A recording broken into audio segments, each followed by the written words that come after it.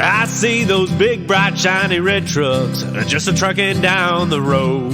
Those big, bright, shiny red trucks just a-looking for another load. Well, it's a family tradition, any Rocky Mountain day. Our fathers before us showed us the way. We work for asphalt cowboys and concrete kings, but that's never been a problem, cause we got diesel in our veins. We've got diesel in our veins. I see those big, bright, shiny red trucks just a-trucking down the road. What's up, JFW family? Welcome back to the Channel 23 podcast. The purpose of this podcast is to reach out and touch the fleet, to engage and inform everyone with all things JFW. Here we are, episode 110. Welcome back to the studio. Jim, Brother Dave, and Super Dave. Good morning, guys. Happy 110th episode. Howdy-ho, neighbors. Good morning. It's funny, man, like we were anticipating that 100th episode so much, and now it's just like we're 10 weeks later, and it just, it doesn't ring the same. It's that the weeks just fly by. I know. They do. I mean, I know we've talked about it before, but man, the older you get, the time just it's amazing. Yeah. I just think. Oh, go ahead. No, I thought you were done, Jim. No, go ahead. I was just thinking, as a little kid, you couldn't wait for Christmas. Right. This time of year, you were just so excited, or maybe it was to be out of school, and now it's like, wow, we're in June. God, do you remember I just saw these. I saw a video on it a couple weeks ago, and Jenna and I were together, and I'm like, oh my gosh, I totally forgot about that. But remember making the paper rings that you glued, one ring inside of the next, and it was the countdown until Christmas, right? Do you remember those, Dave? Yeah. Yeah, I don't know if we did it at Christmas time, but we used to make Christmas decorations or other decorations like birthday parties and stuff with those rings. You'd use construction paper. Yep. And glue them together, and you'd make a string out of them. Right, but you didn't, like for Christmas, you didn't have that and then tear them off each day, as it got closer to Christmas. So it was it was the countdown. I think in grade school we'd start, I think it was a month? It was a month this whole time we've been fooling you, Dave. Those were Christmas tree decorations, and you just started tearing them off. Oh, funny. Yeah, to be a kid again, though, man. And time is definitely slower. Like summer vacation, like that seemed like forever. It was like to arrive. No, it seemed like you were off for such a long time. Oh, really? Wow. Huh. That was a good break. So. When we were kids, Jam, summer vacation was longer than it is like today. 2 months. Yeah. Well, maybe that's why. Memorial Day to Labor Day, and nowadays, holy crap, the kids are back in school in August. Yeah, they're barely off. Yeah. Still not learning a lot, though. No. I think I need to get involved in the school board. Everything. Yeah. Got to get involved in everything. Yeah. I got a lot of time to be involved with it all. All right. How about we say the Pledge of Allegiance? Let's do it. Pledge allegiance to the flag of the United States of America and to the republic for which it stands, one nation, under God, indivisible, with liberty and justice for all. Father God, we thank you for the opportunity to go out and do some trucking today. We pray for the safety of our fleet, all of their families, and all the other families and individuals we come across on the road today. We pray for patience and in making a good, safe decisions. We pray to be accident-free and that we all make it back to the comfort of our homes this evening. We pray for healing, 100% recovery for all of our family members that are ill. No matter what, we trust you, God, and it's in Jesus' name we pray. Amen. Amen. Just got to think about Scooby's mom in that prayer. We are definitely praying for healing and 100% recovery for her. She had a little surgery last night. So if you guys want to throw out a prayer for her today, I'm sure Scooby would appreciate that. Absolutely. Positive thoughts, right, Jim? Absolutely. As a reminder, anything you hear on today's podcast is not the opinion of JFW's. It's just the four men in this room's expressed opinions. 110 episodes of expressed opinions. And thoughts. Yeah. Thanks, everybody, for putting up with us and listening.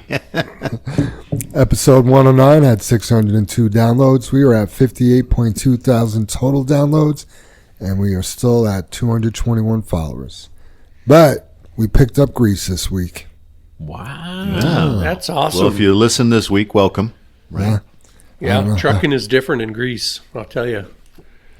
Yeah. It's Tell slick, us. isn't it? How do they stay on the road? Oh, I don't. Their trucks are very different. You know, they have triple axle trailers and single axle tractor cab overs, and then Dave, half you of missed their my dad joke.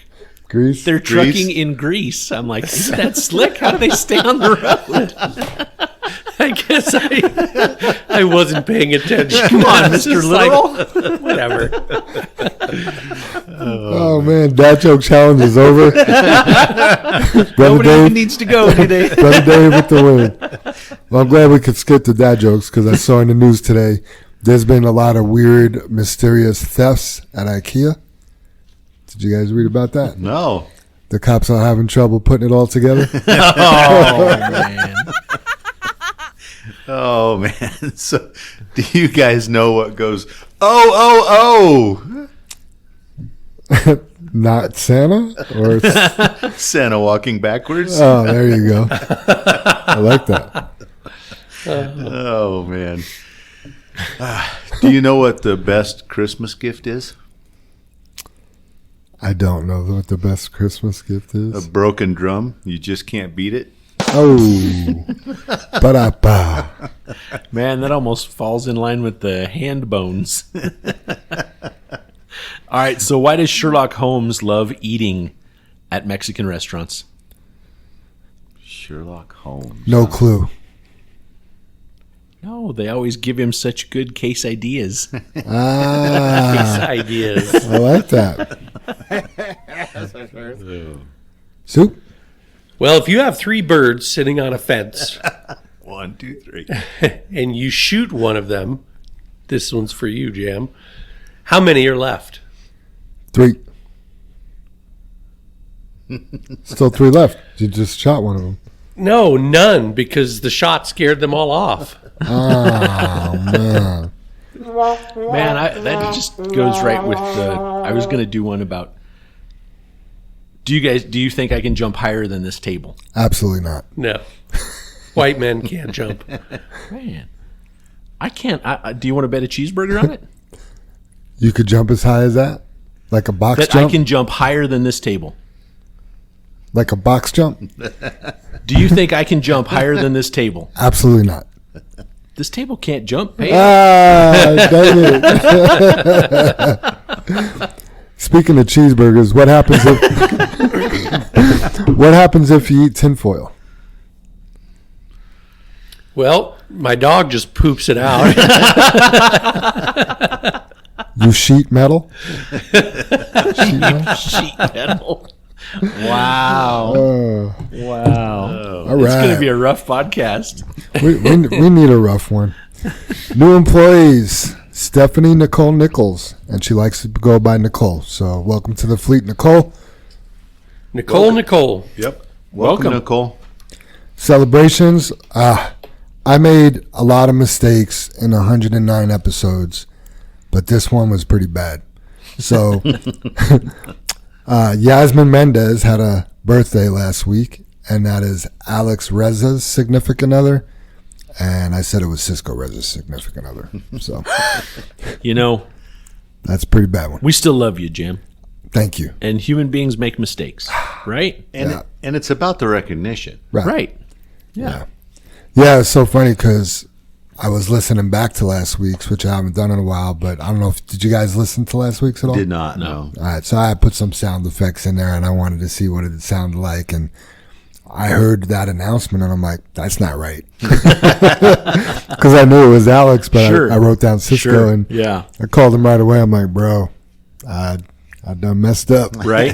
Right. Yeah. That's happened to the best of us. It Yep. went live, right, Jim? It did. So I wonder what I'll screw up this week. Anniversaries. Frank McCoy hit 1 year yesterday. Happy anniversary, Frank. Congratulations, Frank. Happy anniversary. Don Keller, he hits 3 years tomorrow. Nice. Happy anniversary, Don. That was a quick 3 years. It was. And then birthdays, we got John Jordan. His birthday is Sunday the 10th. Ish Coronado had a birthday yesterday. Rick Colleen has a birthday today, and Todd Dull has a birthday Friday the 16th. Wow, happy birthday and happy anniversary. Yeah. Happy birthday, everybody. Oh, that's good celebrations. Oh, yeah. Family birthday celebrations. We got Judy Keller. That must be Don Keller's wife. Her birthday was the 11th. Then we got Mason, which is Steve Barnes' son. He had a birthday yesterday. And then Francisco Alvarez's daughter, Seek Lawley, she has a birthday today. So happy anniversary. Happy birthday, everybody. Yeah, happy birthday. Yeah. Happy. You could kind of mess all those up, Jam. We could go, Don McCoy, Frank Keller. Oh, man. Go Ish Doll, Todd. We could. A lot of names. Right? Absolutely. Right? Yeah, A lot of things to screw up. Yep. Don't forget, everybody, JFW is having our Christmas party on the 29th at 1 p.m. I do need to mention, I've had a few people ask if this is for employees only or can they bring their family. And this is, from my understanding, like last year, it is for employees only. Yep. Yes. Okay. Yep. Yeah, and it hasn't been mentioned, and Dad brought it up, and I know we keep saying, the Christmas party is on the 29th. It's at 1 p.m. and stuff like that. But it is here at the main yard. We should. He goes, "Where's that at?" And I'm like, "That's a good question." So Here. it It's at is the here. Ritz-Carlton. Ritz, right? Yeah. So it is here at the White Shop main yard, Right. Newport Street, on the 29th at 1 o'clock, and we're having roasted duck. Please be present. Be there or be square. Present. Do you know what the turkey said to the hunter on Thanksgiving morning? What, Jim? Quack, quack, quack, quack. Are we still doing dad jokes? I don't know that one. I ran across that one and Wow. it popped in my head. I still got one more dad joke. Do you know why mermaids wear seashells for bras? Sea cups, seashells. I think you screwed it up. I screwed it up. I'll delete Because that. it had something to do with C cups, right? Yeah. So B shells are too small and D shells are too big. Yeah. So they wear seashells. Yeah. My bad. Do you know what Santa Claus elves drive? What? Minivans? Oh wow. Oh, I do have one more because my daughter Bella, she wanted to make sure I told this one today. What do you call a bear that's just waking up? Barely awake? Barely awake. Ding, ding, ding. She's going to be so excited you got that one. So funny. Did you hear, just talking about bears, did you hear about the bear that walked into the bar? And he walked up there and the bartender said, "What do you take?" And the bear says, "Well, I would like a pint of beer." And the bartender says, "Why the big pause?" And he goes, "I don't know. I was born that way." Ah. Hey, you guys are joke machines. Holy cow. Better get online and get a new joke. Another reminder, the toy drive. The toy drive is going amazing. I mean, It's incredible. I feel like it's grown, what is the word? Exponentially? Exponentially. Yeah, it's grown a lot since our first year. There are a lot of toys here at JFW, but guess what? It is not too late to donate. You can still donate toys tomorrow morning. Yeah. Yeah, Yeah, absolutely. yep. Bring them tomorrow morning. That would be the last chance, though, right? Yes. It is. Yep. Loading them up tomorrow afternoon. Going to be down at Macy's at 4 o'clock. Okay. I'll tell you, that truck whole parade back getting room down is full. It's so full, it's going into the kitchen/bathroom area. Oh, wow. Yeah, that's awesome. Yep. So thank you for all that donated. Like we said, it's not too late to donate. So if you want to get in on that, bring those toys in the morning. Very cool. You guys probably all noticed we are doing the 10 days of JFW Christmas, which involves raffle prizes. I believe it's 2 winners a day, so make sure you're listening to your company radio, looking out for those Paycom announcements, because some good prizes have been given out so far this year. Mm-hmm. Absolutely. Kind of a fun thing to do. 10 days It of is. Christmas, right? Yep. Got to give the credit to Joanne and Amber for organizing that and, Right? Yeah, and doing absolutely. the thing. So, all right. Shout outs. Tracy Holloway wants to give a shout out to Greg Wise for changing a mud flap on someone else's truck, and Bob Martian for giving him a hand. I guess he was running cores, came in to do a preload, and the truck's mud flap was either ripped off or he had to change it before he went. So that could be pretty frustrating to do when it's not even your truck. But Greg Wise, he got it done. And thanks for Bob for helping him. That is awesome, you guys. big news. Bob Mardian's back here at the main yard. Yeah. Yeah. We get to see Seen him all week. Driving see him 0070. Yeah. It won't be too long. We'll have Anthony Harper back over here. Nice. Yeah. Sweet. Sweet. Really?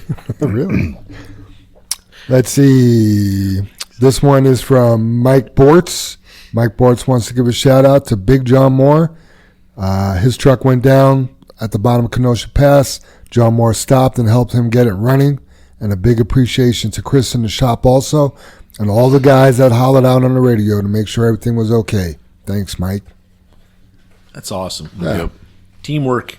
Makes the dream work. I want to give a shout out to Fabian Sotelo. He's a regular listener to the podcast, and he is interactive with us social media. So I think it's pretty cool. That's Pedro Sotelo's cousin. You know, every once in a while you see the same name pop up, and turns out I was talking to Pedro about him. He's like, yeah, he's been listening to the podcast every week. So appreciate you listening, Fabian. Mm-hmm. That is cool. Yes, it's nice to hear when somebody's listening outside, Yes. the family, I guess. Yeah. Yeah. That's good stuff. Actually, Marshall from across the street actually had a question from the audience. He didn't email it to me like he said he would, but I remembered it, so we'll get to that. Marshall later. next door? Yeah, he listens every week. Right. Yeah. Yeah. I was going to the pickup truck with someone. I was like, hey, Jam. And I'm like looking up. The sun's in my eyes. He's like, over here. And he's like, I have a question for you guys. That's awesome. That is awesome. We'll get to that later.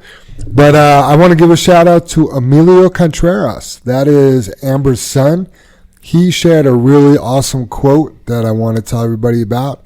And he told his mom, a bad attitude is like a flat tire. You can't go anywhere until you change it. That is I phenomenal, like that. Right? Yeah. Yep. Right? Emilio's 9 years old, and that's the level of thinking he's at. Yeah. That's so cool. Yep. That's years. That's decades of wisdom Yeah. right there in the 9-year-old. We should have him come in and do a motivational speech. Right. Right. Yeah. That's an idea. Maybe we Hey, should you have know, a kid on the yeah, podcast. These young kids are so pure and honest, and they look at things from a really cool perspective. Right. And when you get to be our age, we're a little polluted. You know, we're a little a little slanted with our opinions and that. And, Right. You know, so a Yeah, 9-year-old could probably give a good shout out there. Yeah, the Bible talks about, you should have a heart like a child, you know what I mean? And, they're just so innocent and pure. I was talking to my wife about it last night. I came home, and as soon as I opened the door, Dad, and Bella comes running up. I'm like, hey, honey. And like, I got my cooler and my backpack. I got 2 dogs jumping on me. And she's like, you want to come and look at what I'm doing?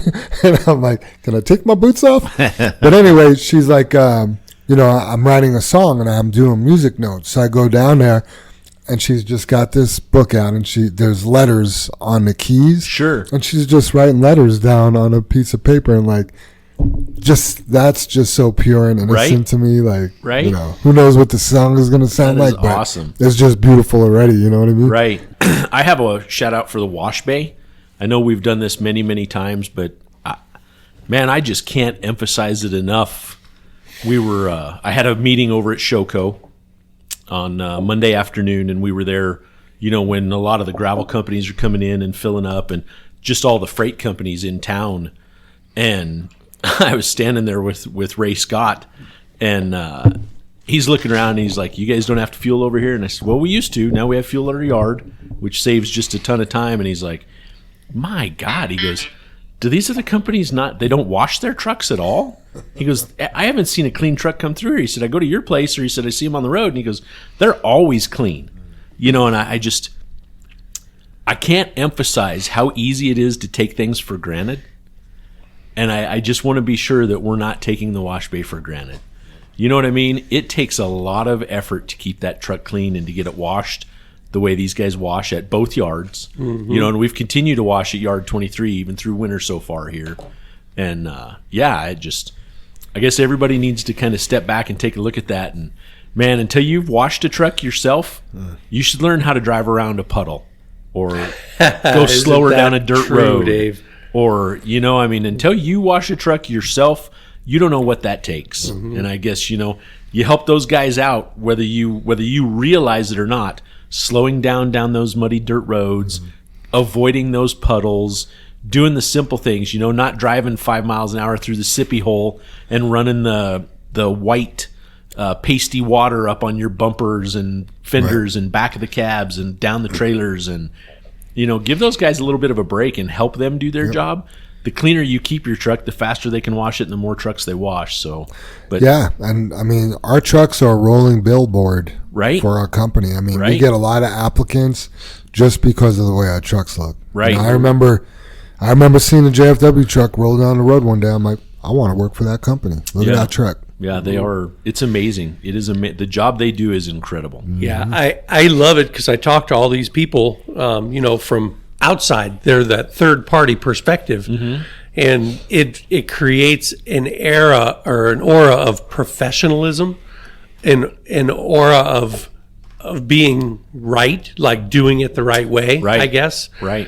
And I'm always like, you saw a JFW truck guy. I'm like, good. I hope they were behaving themselves, Right. But because of that image, that the clean, sharp, it's like wearing a suit and tie, Yes. right? Absolutely. It's dressed up and it looks like it's. Are you a sharp dressed man, or you look like a bum? You bet. You look like the homeless guy bet. hobbling down the street. I'll tell you what, it's no easy job. I was walking across the yard about 5:30 last night, and it was dark, obviously, right?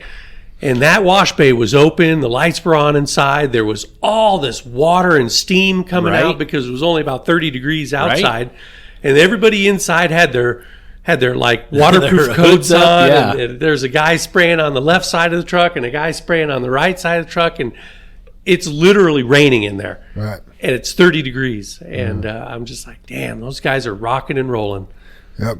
They make us look professional, and then people listen to the podcast and are like, maybe not.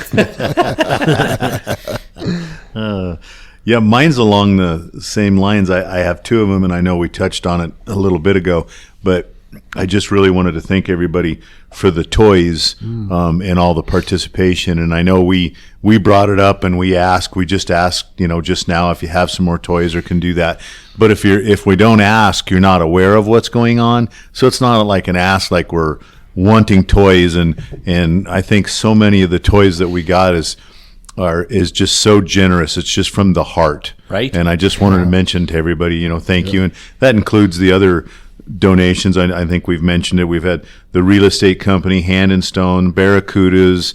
You still have Macy's that's part of that, and I know it's a big company, but, Channel 2 and Fox 31 and all that kind of stuff. And, the teammates here. So just a big thank you for all the toys that get delivered. And again, I've mentioned it before, but when you go down and you unload that truck at the Salvation Army there, it's a good feeling that you're helping some kids that are not quite as fortunate as our kids or other kids. And then it's funny, you guys, I know you brought up the wash bay, Dave, and wanted to bring it up again, and you guys were just talking about it, but I had our salesman, he's moved on, he was our salesman for T-Mobile, George Burgess, and a little plug for T-Mobile. Man, they beat the hell out of Verizon on the prices, and their reception is twice as good as Verizon ever was for us. So a little plug for T-Mobile. But anyway, George sent me a text. You getting some kickback there? I'm trying. Yeah, it was because I'm giving back here. Okay. It's that time of year. Never trust a man with an Android. They sell both, right? But George was sent. He goes, "Hey, I don't want to talk cellular." But he said, that Western Star looks so good in red, and that truck was so clean. Oh, he said it was badass. Nice. Wow. And so that's the reason I'm giving him a shout out for T-Mobile. Yeah, so very for him cool. to take the time and send it. But along that same lines, Dave, it's, it was clean. He mentioned that, and how good the truck looked in red and all that kind of stuff. Right. So, Yeah. good stuff. So, thanks everybody, and I appreciate it. Yes, very cool. Yeah, I didn't get to work with George very much. Once we started working on the Spirion system, he was gone. Yeah, he was out. Yeah. Yep. I'm sure He was a rock star, Jam. Yeah. He's the guy that sticks out. Absolutely. Compared to the rest. Yep. Yeah, I mean, the only reason he's gone is he's going up. Right. Yep. Right? Good for him, sucks for us. Yep. Yeah. So. Yeah, definitely. Any other shout outs, guys? You done, Jim? Yeah, that was the two I had written down for this week. Okay. Brother Dave, I think it was you. You wanted to talk more about nice. Nice. Sweet. No, I want everyone to really, really attempt a use with nice. Did you guys, I'm interrupting you. Did you print that sheet off that was the whole explanation? I wanted to bring that for the podcast. Libby sent us all the explanation of nice. Oh, no, I didn't. Yeah. I did not print it off. I wonder if I should go get that since we're going to. Can I read it off my phone? Yeah. I don't, Is it an email? I think it was an email. You didn't get it either, Jam? No. But we did have the brochure or something up here last week. It was just clarification on Just coverage easier? because it had just changed, in the last 2 weeks before we had the meeting. Oh, gotcha. And she just took the time to write it, and I knew you were going to talk about it, Dave, and I totally. I have the email, Jim. I just didn't print off the list. You want me to just read it? Yeah. I mean, Are you talking about the eligibility? Yes. Who's eligible? Because it was for a nice? clarification, Right. and we because we kind of screwed that up and exactly. Yeah, if because you of can what we cover were it. told, and then it changed between rollout and Yeah. when we were educated about it. So Yeah. this is just asking who is eligible for nice. Well, obviously, all employees. Doesn't matter your hours worked. Doesn't matter what position you have. Driver, office, wash bay, mechanic, all of that. If you work here for JFW, you have nice. Sweet. Sorry. So just so everyone knows, that's an internal joke that we kind of created ourselves. Every time someone says nice, someone says sweet. And then I kind of try and follow it up with really. It's kind of a knee-jerk reaction for me now. Like, I can't hear the word nice without doing it. Right. Because we signed up for our insurance this weekend, Jen and I did, so it was a bit of a process, like everyone had to sit down and go through and pick what package they wanted and assign who they wanted to have on the program and, yada, yada, yada, right? Everybody did that. And every time Janet would say nice, I couldn't help but say sweet. And she's like, why are you doing that? And I'm like, I don't know, because we're idiots. I don't know. We're like little kids. Like, It's that truck driver mentality. Right. I mean, if Sam was there, I know I could have got him to say really every time she said nice, I said sweet, and Sam would be like, really? So anyway. Dude. Exactly. So back to the eligibility. Man, this is going south fast. So also, not only employees, but employees' spouses, partners, anyone else who is eligible for benefits as a dependent, right, that you take care of. So this would include all benefits eligible spouses under JFW's Cigna medical plan. This would include domestic partners, including same and opposite sex partners. Also, employees' child dependents under 26 includes adopted children and children with whom the employer or spouse is court-appointed legal guardian, regardless of enrollment in medical plans. So everyone knows that. Even if you're not on our medical plan or Cigna's medical plan, or their family's not, your family still gets nice. If you work here, you and your family that you live with, that is your dependents, get nice. Mm-hmm. So, yeah, hopefully that clarifies some things, hopefully. And then it says, who is not eligible for nice? Well, just like health insurance, children over the age of 26, they are not eligible unless they're medically certified as disabled, or there's obvious things. They're dependent on you. Yeah, you're their caretaker. No matter what right? age they Exactly. get, they're dependent Yes. on you. Right. Yep. So prescription drugs within NICE are not eligible to employees and their spouses who are 65 and over enrolled in Medicare. Mm-hmm. Okay.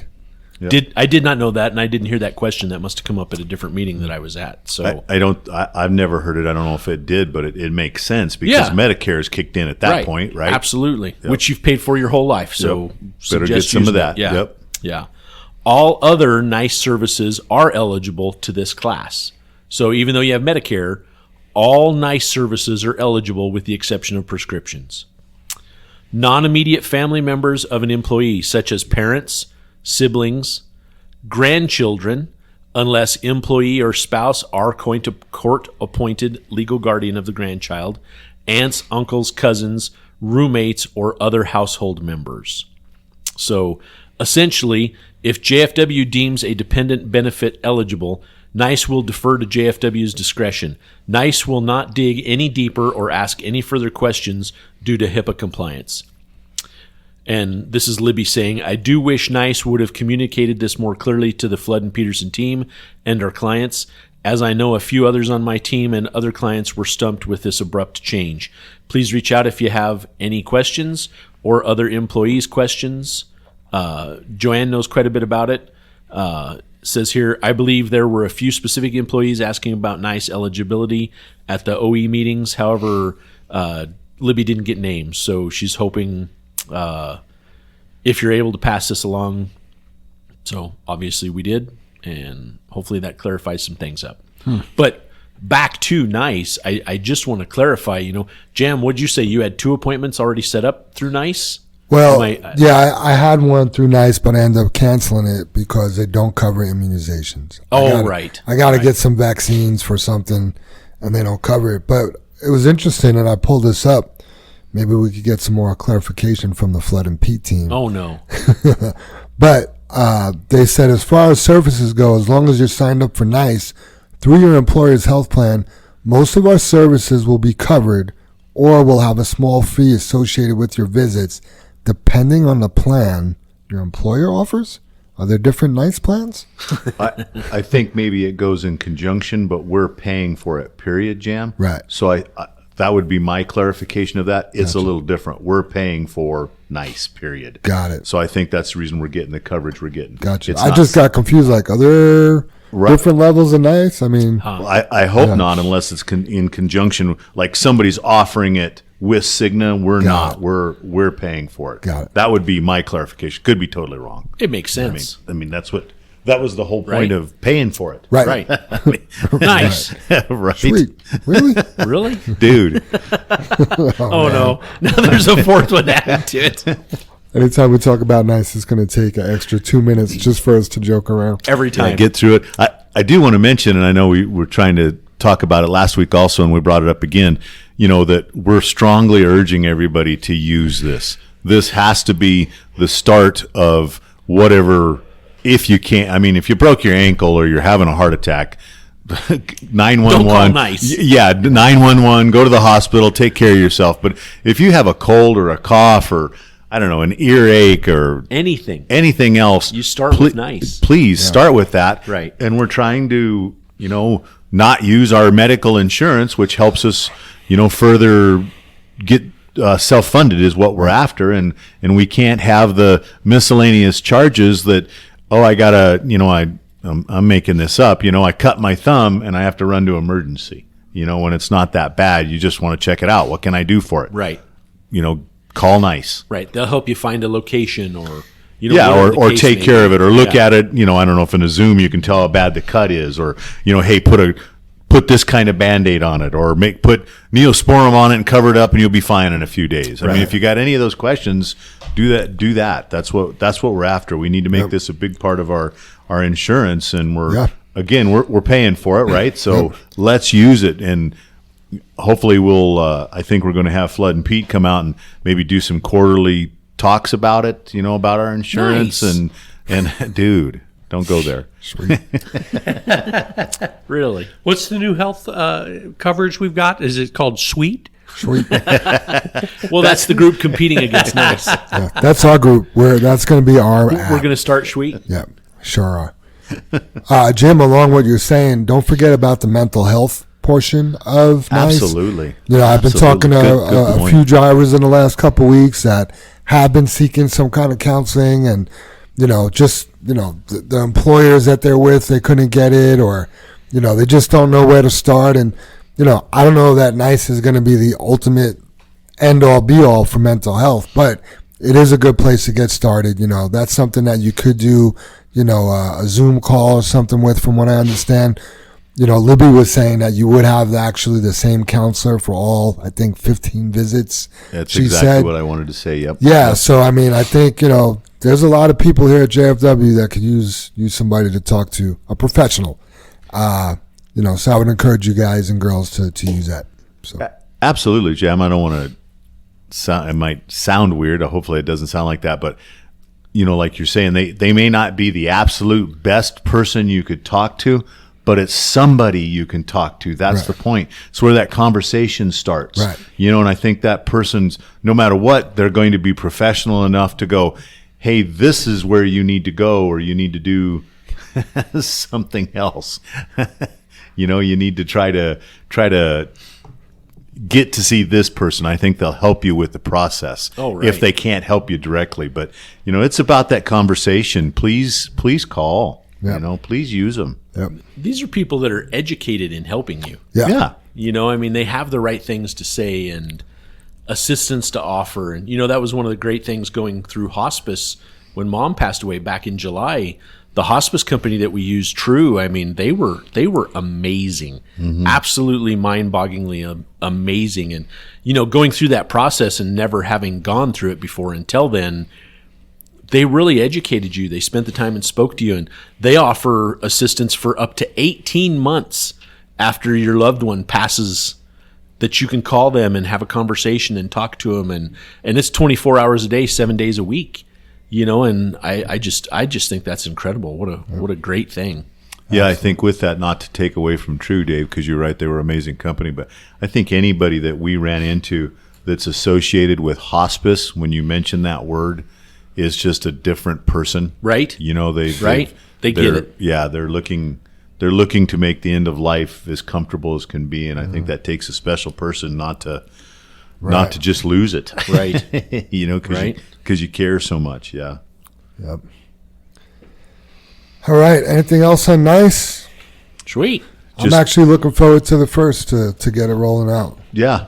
Just use it. We need to participate, you guys. Yep. If you need help using it, come see somebody in the office. Yep. So. Well, if you signed up for insurance, you signed up for NICE. Yep. You know what I mean? The app, I think. Yeah, I guess. If you have trouble with your intake or downloading the app, or Yeah. Yep. Yeah. If you have that one kind of phone and you're struggling with it and you need some help. An Android? Oh, no, that's not what I was talking about at all. You can It's eat named it. after a fruit. Yeah, you can eat it. Keeps the doctor away. All I know is I would have loved to log the time that you guys have been talking about your Androids to figure out how to use them.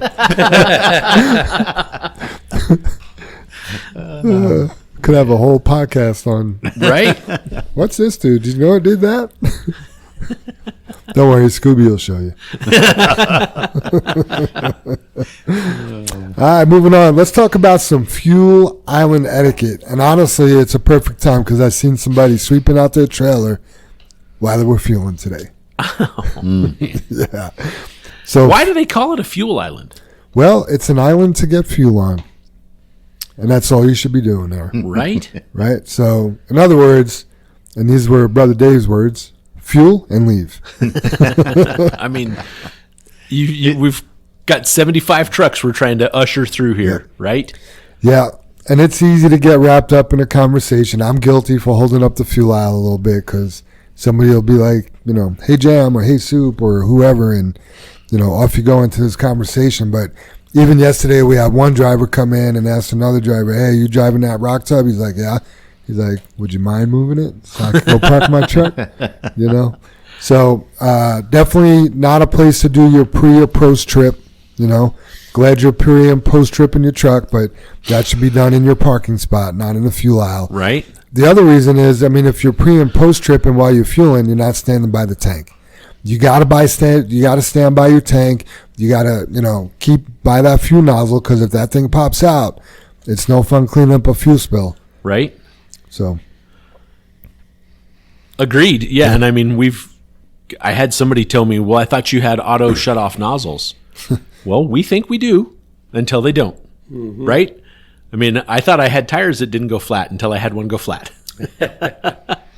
Right. Yeah. When we were talking to Rich, Dave, do you remember, didn't they remove Yes. all the auto offs because they wanted the person to stand there? They want you standing there holding the nozzle. Yep. And I know it's all about the safety. Right. And I know Rich talked about it, but I think he's like, the guys come up with the trick about a rock or, Sure. Your keys or your Sure. knife or stuff Yeah. like that. But yeah, the whole fuel island stuff, again, because we have so many trucks to fuel, and we get clogged there, right? So Yeah. we want you moving as soon as possible. I mean, I understand it's really using your time wisely. It's the nozzle's in the fuel tank, and you're up, like you said, sweeping out your trailer. That is using your time wisely, trying to get something else done. But the facts override it that in case that nozzle falls out, you're going to make a giant mess. That used up all your time. And we need you not to take, even if it's 20 or 30 more seconds or a minute that you're up sweeping, the fuel's clicked off, that's 20 or 30 seconds or a minute that somebody else could be fueling. Right. And that's the whole key, Yeah. because it adds up. Absolutely. I know we've designed the new building over here at Yard 23. Did we end up with 10 or 8 islands, Dave? 8. There's 9 bays, Right? Oh, and 10. but 10 nozzles. Yep. So you can fuel 9 trucks going in, 9 trucks going out. Wow. Yeah, That's and awesome. and we break it down. We broke it down to the minute. So both yards or that yard, once it's up and going, will be so fast. But that we'll have the same problem. You need to fuel and move, Yeah. and move, even if there's 9 Yeah. islands. Don't go wander off to the bathroom. Yeah. Don't go wash your floor mats. And I know there's the know what I floor mean? mats. If you're the only one in the yard and it's 8 a.m., knock yourself out. There's another bay, right? Yeah, I was going to say that because a lot of guys fuel early and Yeah. they're not interfering with somebody. Right. But if you're fueling when everybody else is there, be polite. Yeah. You know, If that's the it's- way it works. If it's 6:10 and we have a 6 a.m. start and you're sweeping your trailer out in the Right. fuel aisle, there's a problem with that. Yeah. Yeah. So let me ask you this: can I turn my paperwork in while I'm fueling? No, Thank you. because you've left your Let's just- nozzle. Yes. Yeah. And I know there's been a few brown alerts. And you, I mean, are we going to talk? Well, I tell you what, there's usually somebody out there in the afternoon and you holler at somebody. and go, hey, I got a brown alert or a yellow alert. Doesn't matter.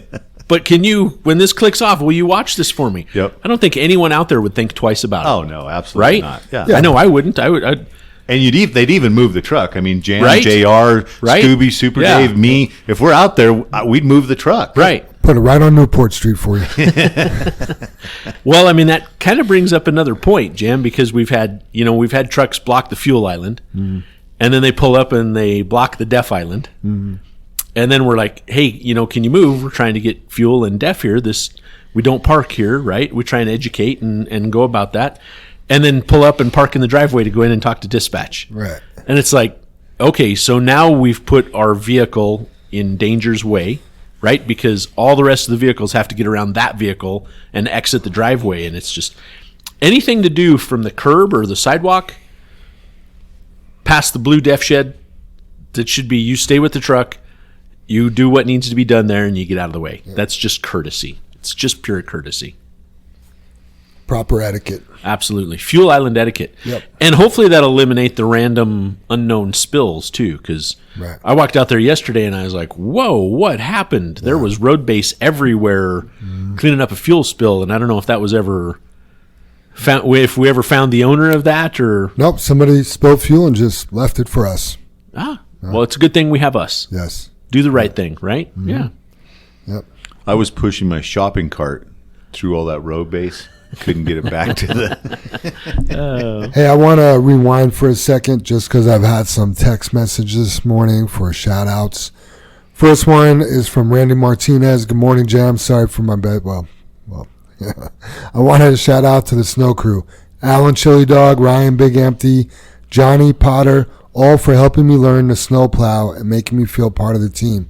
Also, I want to thank them for always being there to help me out with any questions I have for dairy sites or salt shed sites. It makes me feel proud to say I'm part of the JFW family. Nice, Randy. I That was a appreciate good text. Yeah, that is a that good was one. awesome. Absolutely. Well put. Worth reading. And then already gave Francisco Alvarez's daughter a shout out, but we missed his son's birthday. His name is Junior. His birthday was November 11th, so happy birthday, Junior. Yeah. Happy birthday. Great. Half pulled out mud flaps. Think that would be a Brother Dave thing. Man, I'm rolling on him this morning, huh? Yeah. No, it just seems as though quite frequently I'm seeing a half pulled out mud flap. And what I'm talking about is the 4 bolts on the back. It seems like for some reason half of those are pulled out. and I'm, you can't use the term every and all of that stuff, but I'm just seeing it a lot that mud flap is only attached by 2 bolts and 2 others are pulled out. And it seems to be the common theme here. And at some point, that's going to come out. Just be proactive and fix it, right? Either cut it off, put new holes in it, or whatever. It's probably not going to be a good fix to spend the time to unbolt it and just slip it back in there and run with it.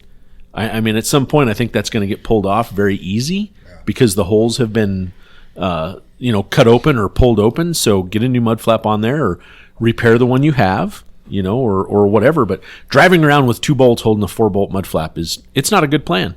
Doesn't look good either. No, it's just not a good idea, right? Yeah.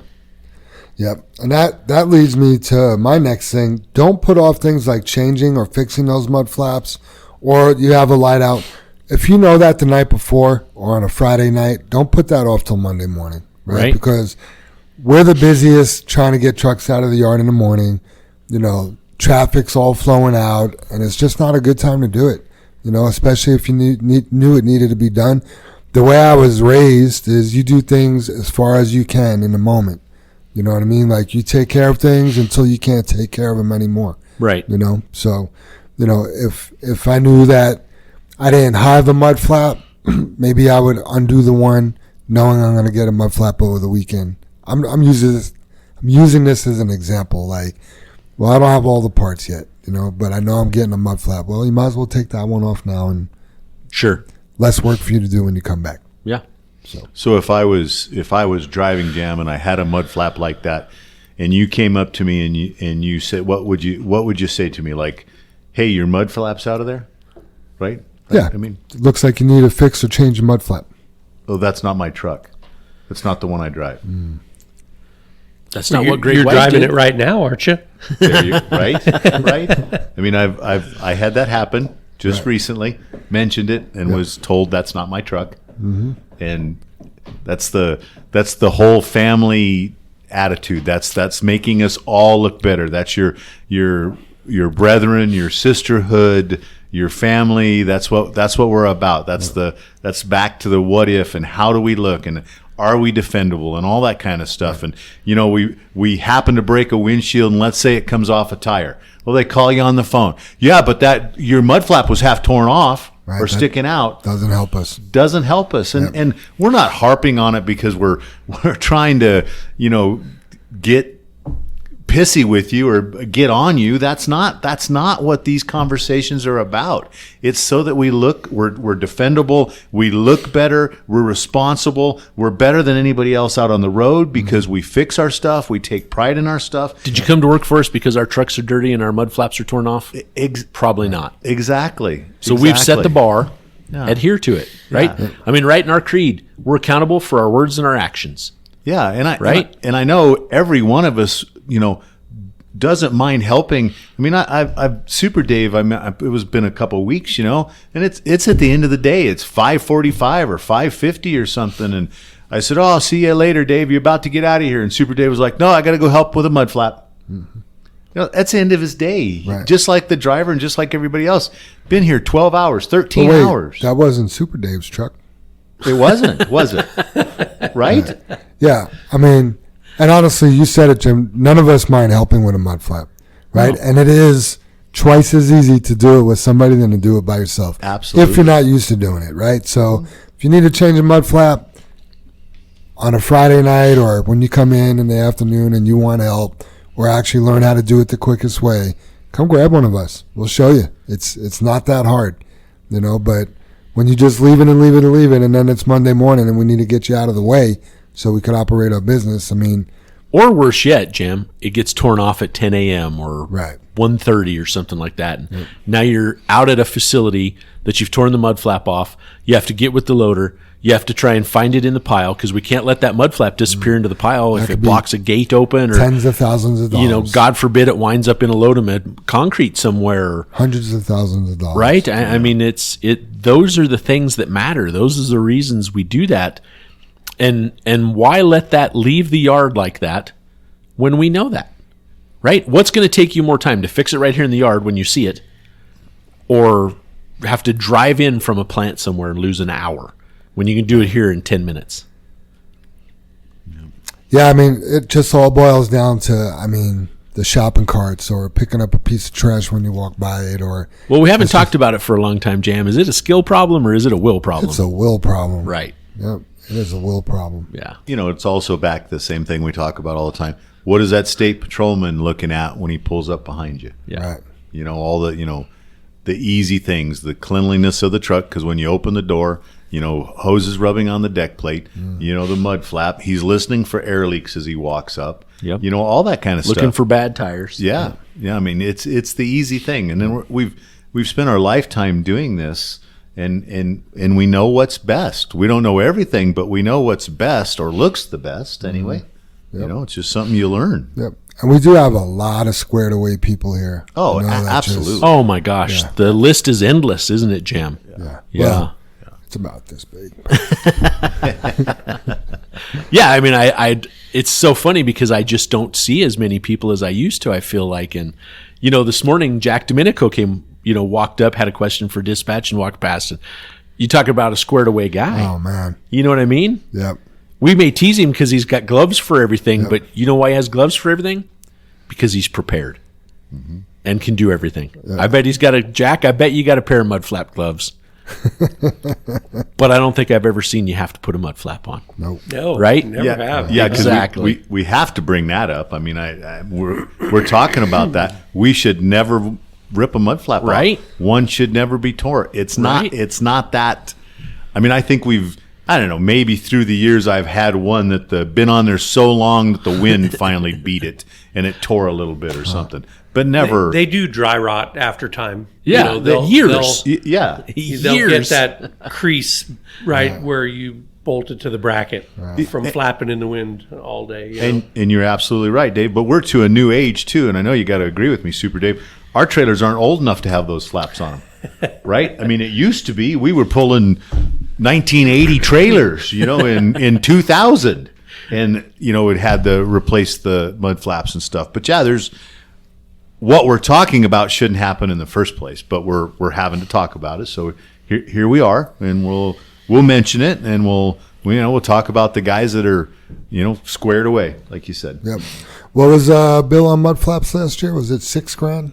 Is that what Oh, man, for the year, Jam? Yeah, no, I think it was way more than Yeah, that. I think so. Yeah. That would be a good one to bring back up and see if we could Right. count. But Mikey spent so much time going all sorts of different places to get them because people were out. I don't know if it's easily tracked. Right. Jim? Yeah.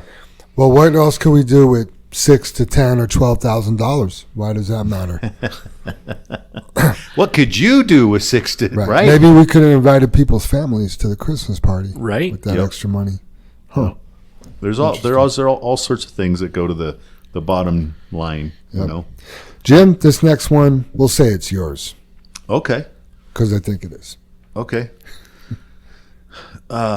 Is that one mine or the next one? Wait for traffic. Wait for traffic. That is the one. Huh? Wait for traffic. Okay. Did we talk about the one above that? Yeah. Jam kind of touched upon it as far as like don't wait till Monday morning. Squared away. Be I And got then it. we got sidetracked. It was kind I of gotcha. it was in a pool, right? We pooled it together. Sorry, my Your truck was concussion? stuck in grease. I'm like, I was like- spinning out. I'm I like, was thinking it was your concussion. we literally just finished talking about it. Grease was a classic though. Oh, so yeah, with the next one on our list here, you guys, is we're talking about, and I mentioned it on the radio a couple of times. I know it was last week, and when we pull out this morning, and I know everybody's just getting going in the morning, got that sleepy look and not paying attention, but we have to be courteous to our neighbors and not pull out in front of traffic. I know we're here early, and I know we get, we're usually the only one pulling out of the driveway, but in the last couple of weeks, there's a lot of people leaving the neighborhood, and we're pulling out in front of them when they make the corner down there. And in a car, if we're pulling out of our driveway, out of the south driveway at a correct speed, somebody that's just turned the corner, you're pulling out in front of them. It's just the timing of it. We don't want you slamming out the driveway and going faster to get out of that car's way. We want to have you look a little farther down the street, let that car pass, and pull out. And then what we seen yesterday morning is we pulled out in front of somebody, and the person was so impatient, we're staying on the far side of the road, the wrong side of the street. We're hugging the left side of the street to make our right turn. Right? We had people cut inside us. Yes. And at the speed they're moving and in the dark, and when you got everything else going on, how are you going to see them? Yep, we're going to have an accident. Yeah. Absolutely. So it's, and again, I mentioned it on the radio, if we can't start here and What's going to happen on the road? doing things right, Yeah, that's your first move. Right? it's your first move, Yeah. right? It's like that. It was crazy yesterday morning, it was though. something else, Dave. It was like the stars aligned. I don't think I'd ever seen that much traffic. No, It was it's just seriously. That was the reason you finally mentioned on the radio. We think a street was closed down there. And Something, people yeah. couldn't get out. They were forced to have to go this way. Absolutely. Yeah. So just try to pay attention, and it goes all day long. You know, if you're not catching this, or you're doing your pre-trip, Right? I know we mentioned a few times about we grabbed some guys with their trailer lights on that aren't on the other switch on the Kenworths. Does that mean you did a good pre-trip because you had all your lights on and you walked around your truck, or you never checked your lights and you flipped all the stuff on and didn't flip the other light on? Right. So it's. We talk about that all the time. And just to make that black and white clear, how did you do a pre-trip if you're leaving here without your light switch on? How did you do that? Is it possible? Yeah. I think not. Yeah, not. Well, it is. If you're just walking around, Dave, right? We're proving it, and you're not paying attention, or you didn't do one at all, right? You got two choices. Yeah. I know my answer. Yep. It's not a race. I think in the old fable, the hare didn't win the race. It's one of my pet peeves too when somebody cuts you off. So you're going down the road and the car's turning in front of you and they cut you off to do it, but then there's like nothing behind you. No, nothing. Like Right. if you just waited, there's nothing even behind Right. you. Like unnecessary. But that's, we talked about that through the years. When it's all about you, it's so difficult not to look not include that other person, not include what your teammates look like, not Right. include what truck drivers look like. We have enough to battle. Mm-hmm. Let's not double it up. I'd like to talk about attendance. We are starting to struggle with some people's attendance. So just as a reminder, our attendance policy, we allow 6 unapproved / approved unpaid days. But even if we take the approved unpaid days, let's just talk about 6 unapproved days off. That means you've called out 6 times, right? That is a max for the 12-month period, not for 1 month, not for 2 months. You could allow 2 in a month or 6 in a year. Other than that, you are operating outside of our attendance policy.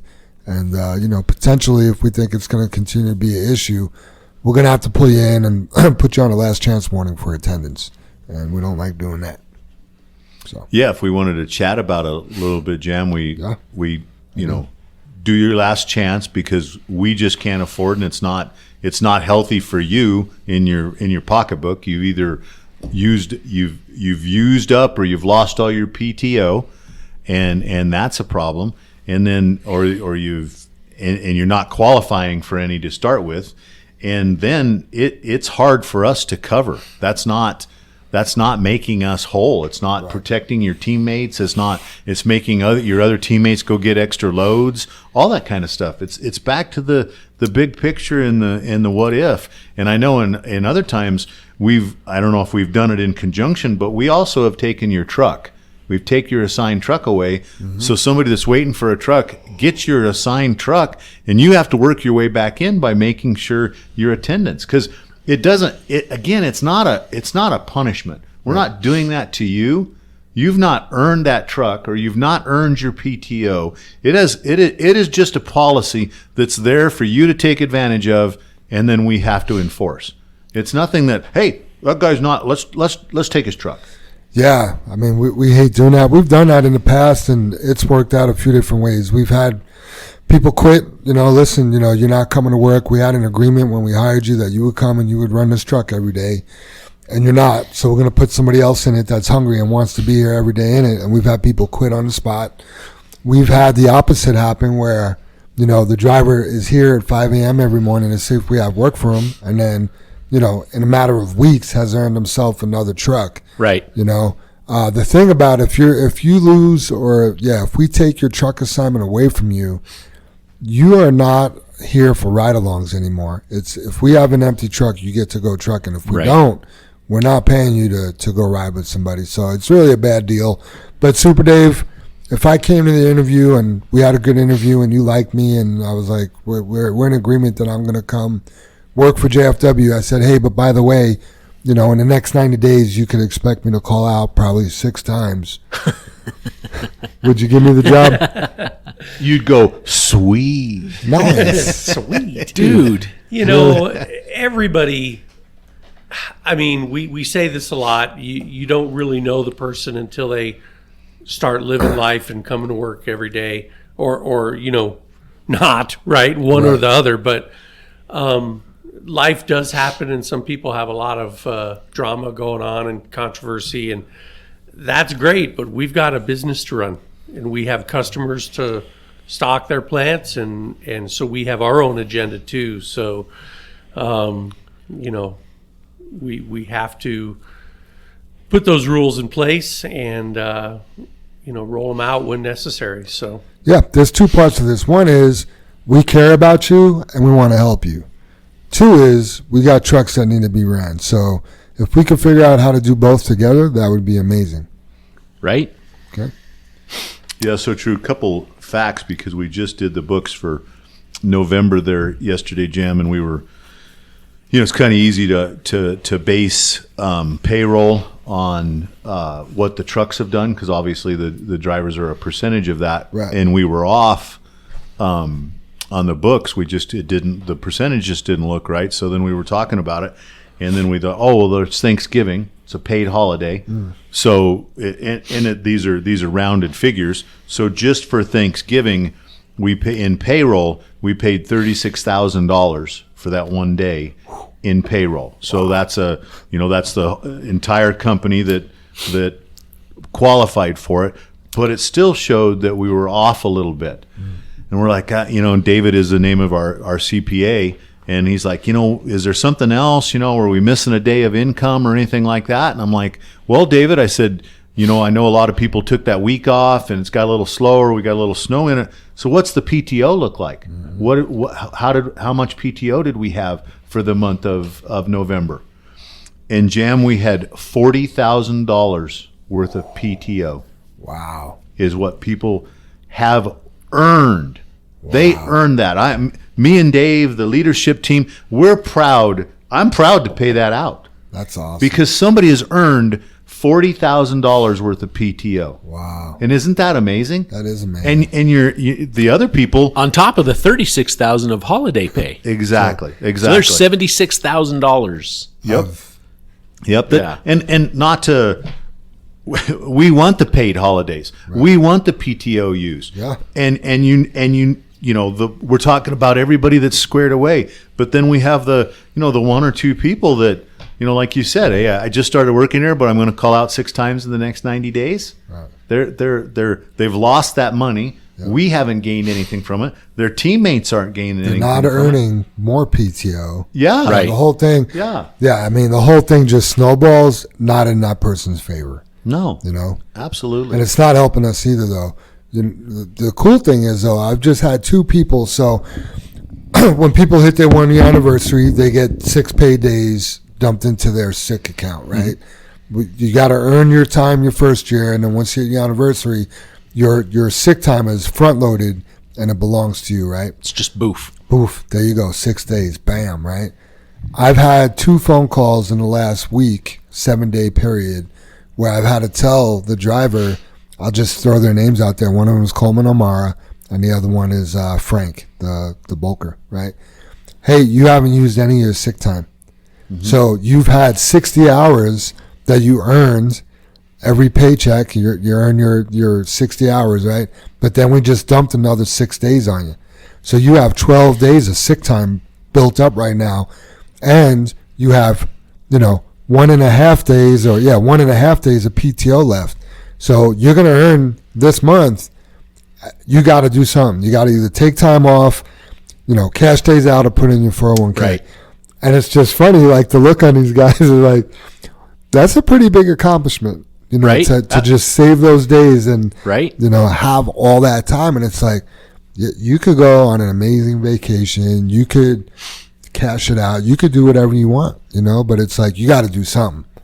Exactly. And I just happened to be downstairs when you were talking to Coleman, Jam, and I thought it was really neat because I know you mentioned it to him. You kind of explained what was going on, what was in his bank, and then he told you, because I could only hear half the conversation, I presume a vacation he had scheduled, and he was looking forward to it, and you were like, well, when is that? And blah, blah, blah. And then you go, well, you still have a few days, take a Monday, take a Friday, schedule a couple days, because you can totally have that time off paid for, and you have a few days. Yep. You'll have to burn a couple this month or next month to just carry you to a position where you're still earning and you could get to your vacation. Exactly. And he did. Next thing I know, there's a Friday and a Monday. I mean, how great is it to take a Friday and a Monday and have a 4-day weekend? And, Right. Right. Yeah. And we Good want problem to have. Yeah, and we want that. We encourage that, but we have to have you show up. Everybody else show up. We have to have the extra drivers. Yep. That's the reason we talk about having 10 to 15 extra drivers, so we have a strong PTO system. Yeah. And that's for the reasons when you're doing it right. There's a lot to be earned here. And sometimes this is difficult to explain, but Jam, you use the term snowball in the opposite way. I'm going to use it, or try and explain it, and maybe you guys can jump in there and help me, because for me it's difficult to explain, even though it's very simple. When you take a paid day off, that helps you keep the amount of money you're earning up. So when you take the next day off, your income is staying higher, so your paid days off are even more because your income is higher. If you take an unpaid day off, your income now goes down, so your paid days off are less. And I don't know that a lot of people understand that.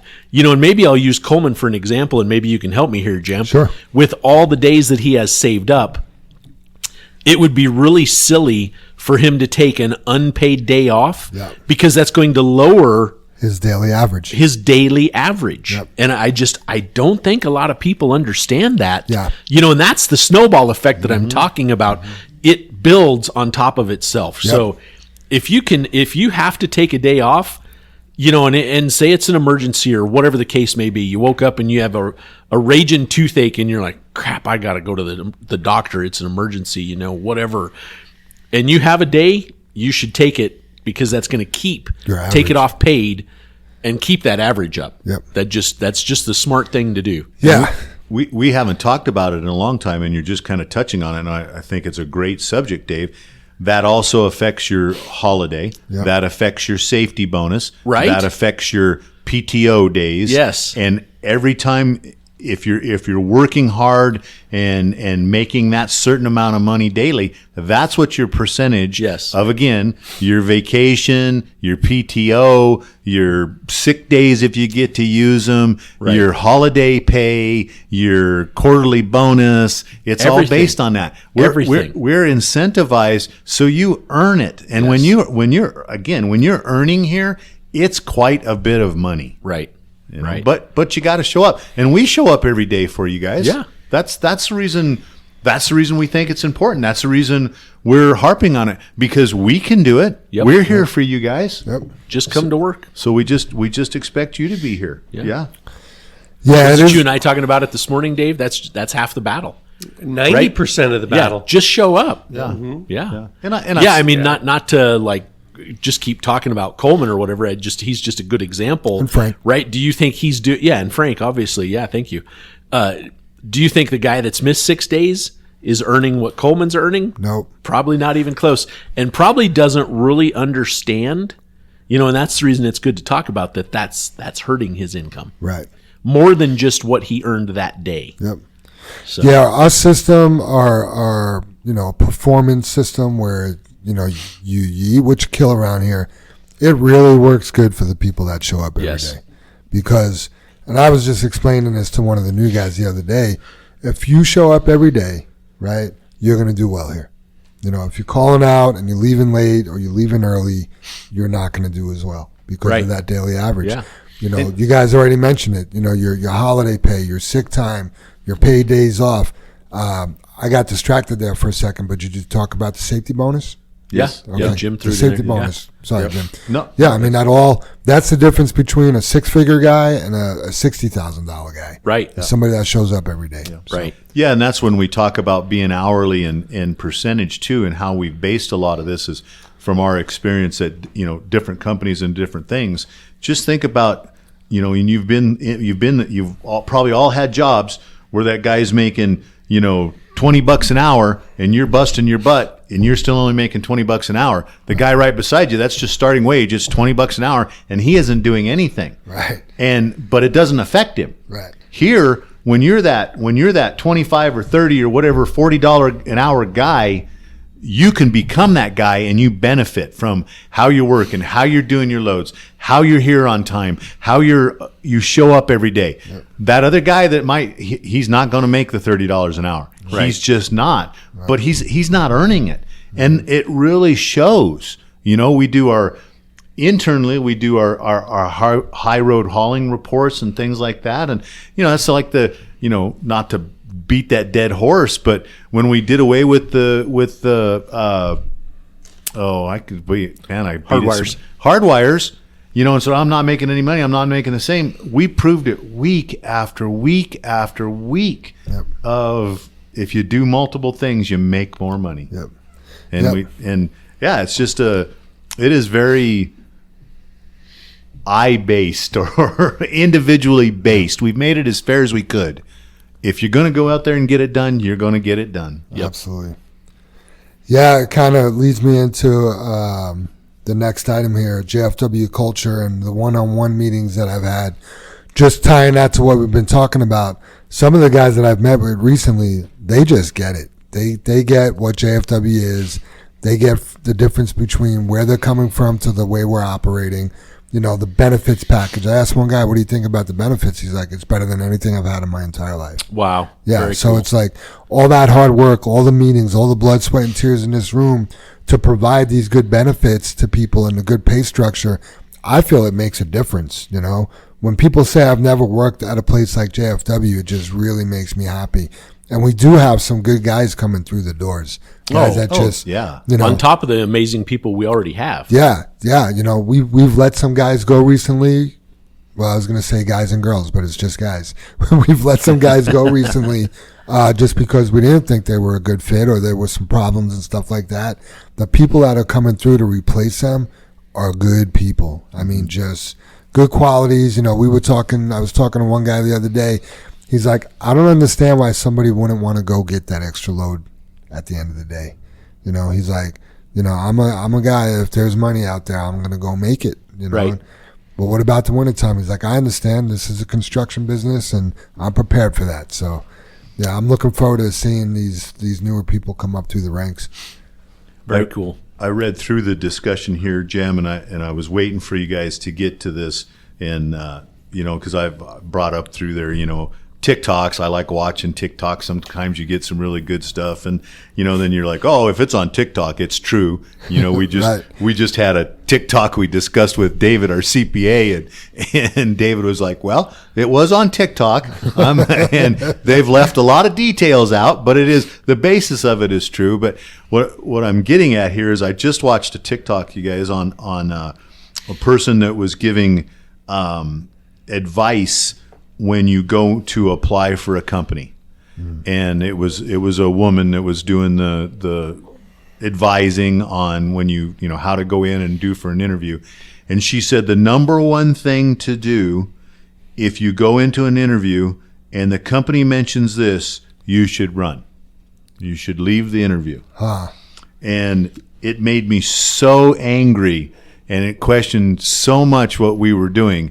And she said, if a company ever mentions to you that we're family, run. Do not take the job. Wow. And I had to sit there and think about it because, Well, I wouldn't hire her. Thank you, Super Dave. Thank you, buddy. Line, right? Right? Because no, we're not your family that's related to you by blood, but we're a different kind of family. We've tried to build that culture. That's just a word we use to describe us, is being like family. Absolutely. But I would rather have a family atmosphere. I mean, how long have you seen commercials for restaurants? Hey, that's a family atmosphere, or right. It's family food, or it's comfort food, or anything like that. And maybe there was a lot more to the interview. TikToks are just a little splice of whatever somebody's saying, but man, it just bothered me so much. And if I was going someplace, I would like to be treated like family. I mean, we just hired Brian. I don't know his last name, out in the shop. Land. What is it, Dave? Land. Mm-hmm. And he's doing some welding and stuff. And Dave, said good morning to him or hello to him and something. And what was it, Dave? He noticed the culture was a little bit different. I just said, "How's it going?" It was his first day, and he's like, "You guys are a little more laid back than anywhere I've ever worked." I was just like, "Yeah, but didn't you mention to him why should we not be that way?" You said something after that. You told me exactly. That's what I just started to say. Is can't we have fun at work? Yeah. Can't we accomplish things and have fun? I mean, that's what I want to do, right? Me I too. mean, if it's just going to be tension and you have to cut the air with a knife, it's terrible. Who wants to work in that environment? Not me. Exactly. Right? And I introduced myself to him, and the next morning I seen him and I said, "Good morning." And I think he was still like stunned because he was like, he looked right at morning.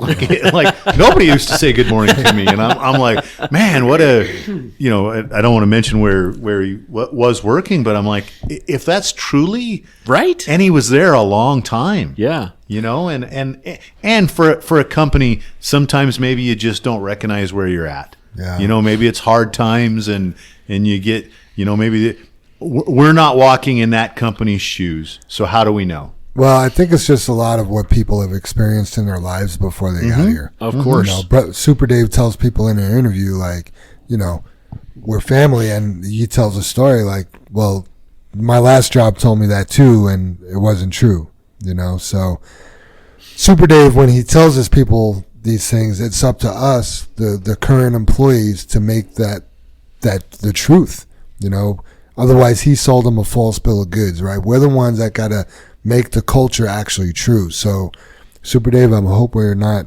letting you down.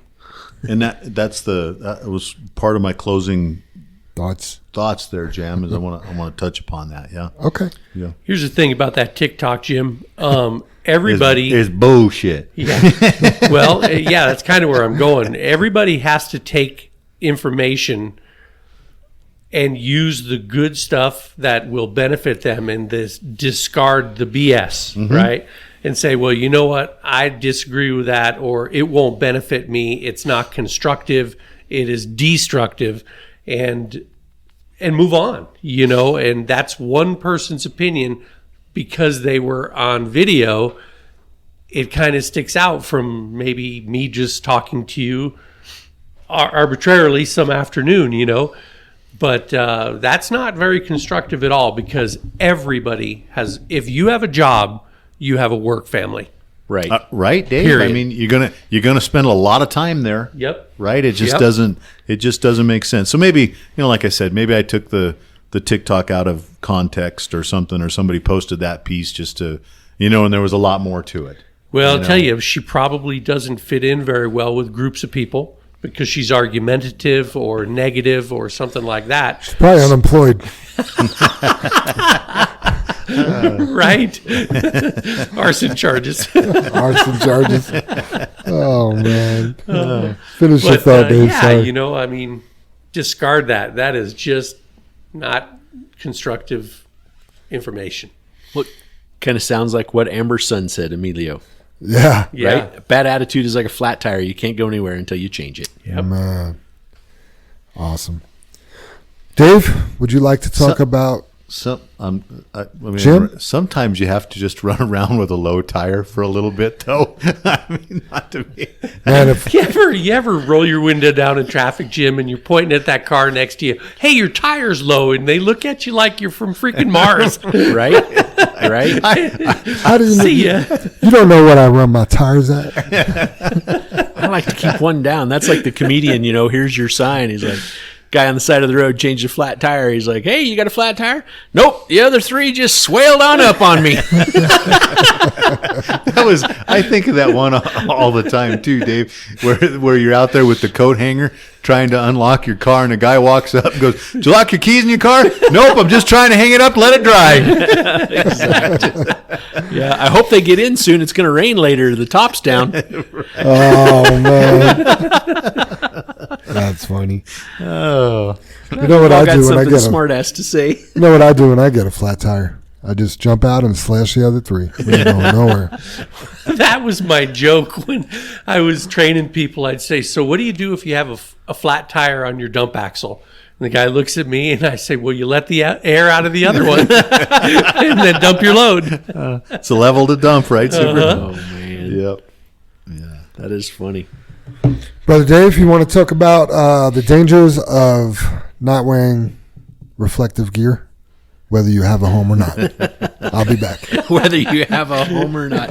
I know we talked about Jose's video last week with the homeless guy. Jam posted it, put it out there. I think we think it was a woman that was crossing the street or the highway, the interstate in front of him. Oh my gosh, what a crazy moment. The ghost. It looked like the ghost in the video. But crazy. I mean, every time we turn around, we're seeing more and more and more. And I would tell you at least 80% of them are homeless, but, I'm seeing quite a few people just period, not walking down the sidewalk. They're walking down the street. Yesterday morning when we were talking about so many cars leaving, there was a homeless guy just like limping down the street. And why couldn't he use the sidewalk? Last night on the way home, and we talk about the dangers of the dark.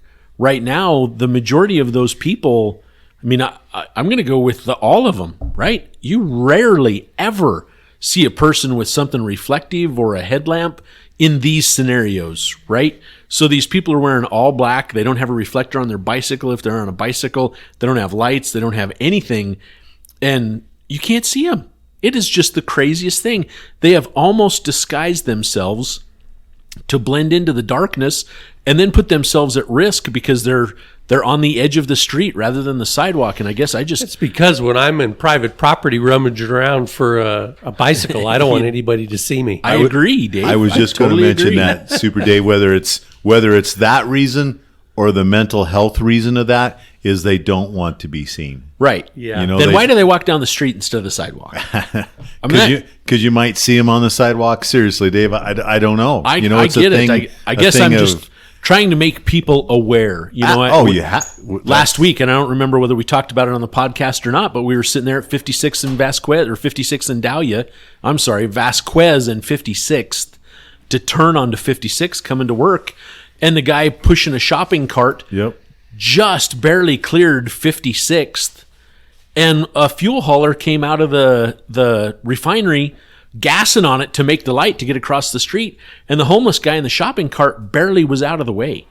And the fuel hauler never saw him at all, and it was all black, and it was so crazy because he was no sooner through the intersection and we couldn't see him. Yeah, it disappeared. You couldn't see his cart, you couldn't see him, you couldn't see anything moving. He just disappeared into the dark, and you're just like, oh my gosh, so many of these people are being hit, and I don't want to say it's going to be your fault, but let's face it, the laws and the rules and regulations are going to be geared toward you're going to have something happen to you before them, because you have something to lose. Yeah, and I don't know the circumstances. I meant to bring it up too. Did you see somebody else got hit in a wheelchair? Yep. Over off of Colfax? Yep, lady. Yeah, lady. Yeah, and I don't know the circumstances in the dark, or not any reflectors, or homeless, or whatever. It doesn't matter. It's back to the thing. We're bringing up the homeless because they're hard to see, right, Dave? There's no other. They're not walking in places they should be, and we have to be watching for them. That's why we're bringing it up. But we have to be watching for everything. Yeah, We have a look at the what if. you know, and I'm judging those people right now, is when you're homeless like that, you don't have a what if. Yeah. There's no what if left. Right. So they don't, and I'm not saying they don't care on purpose, but they can't care. Yeah. So it's up to us to I think take it's on care of purpose, them. but that's It's a responsibility. Well, you know, Yeah. they can't go to Big Five and buy the most badass reflective gear to Right. make sure them and their dog don't Right. get Yeah. hit. Yeah, I mean, I was waiting for Jim to stop for sure, Jim. Like, you know, my wife has done a lot of training for triathlons or for marathons or whatever. And, you know, I make sure if it's this time of year, right, her gear is reflective. She's got a headlamp on, even if it's just the one that goes on her head so she can see. They have ones on your shoes now. They have ones for the back of your shoes. Her bicycle. I mean, she called me one time. She was training for an Ironman, and my God, she was clear out in Fort Lupton. And it was getting late, and I was getting worried about her. And sure enough, she called. I'm like, oh, crap. She's calling me, you know, and she's like, hey, my battery died on the bike. Can you come get me? And I'm like, absolutely, man. I don't want you dead. You know, somebody hit you in the middle of the night. Just keep going. You'd never know. yeah. Right? Yeah. And I don't know. That stuff's crazy. And I agree with what you're saying, Jim. Those people aren't fortunate enough, or Jam, they're not fortunate enough. They're like, oh, I'm going to be out on the street. I'm going to go get a headlamp, right? I'm going to purchase a headlamp, when, you know, they're picking up cigarette butts off the street and smoking what's left of them. Right. But I guess that what I'm trying to bring with that point, because you have such a great point about, you know, the black and all that. But what about running C-Max coming out of Boulder? All the bicyclists, Right. You know, and they have a lot of reflective stuff on lots of times, and their lights, Sure. but you still don't know. Are they going to stumble? Are they going to fall? I mean, when I Sure. pass somebody on a bike, whether how I try to move over, Right. or the whole thing like going through a light, you know, drop 10 and cover. Right. I don't know what that person's going to do. Right. You talk about a perfect thing bringing up C-Mex. We just had the route change last week, and I don't think we talked about it on the podcast. We did not, no. Did it happen the day after the podcast? It must have. I think it was like Friday or Thursday or Friday. Yeah. So we have a new route change leaving C-Mex. We're no longer allowed to make a left-hand turn, go up to Highway 36 and go back through Boulder on Highway 36. We're now forced to take Highway 66, go east into town, and is it Hover? We have to go all the way down to Road, Hover. yeah. Yep. So we were pretty explicit and gave those directions to the drivers that were on it the next day, and they all amongst themselves discussed, hey, we're going to take a different route than that because it's faster. Well, the reason we chose Hover, and we were actually told to choose Hover, is the route they were taking was going right through a school zone. Literally right through a school zone. I mean, our trucks were within probably 100 feet of the building. So parents dropping their kids off, picking them up, all sorts of stuff, and we were told not to go through that way. Now, there are no trucking signs. Typically, that means we're allowed to do it. We don't want the jeopardy. We don't want the liability. Why should we put ourselves in harm? I mean, we're talking about blocking the fuel island, parking to come in and talk to dispatch. That's putting that truck at harm of being hit. We can repair that truck. You hit a human being or a child in a school zone with a truck, woo, we are going to make the news, and it is not going to be good. So we've bid it. You're paid for it. Go around, take the route we use. Also, C-Mex is a big enough player. We're required to give them the route we're taking, and we have to notify them if we have an accident on their haul. Doesn't matter whether you're loaded or whether you're empty. If we're in play on that haul and we have an accident, we have to notify them where it happened, what went on, what was going on, and then we have to go through their safety department as well.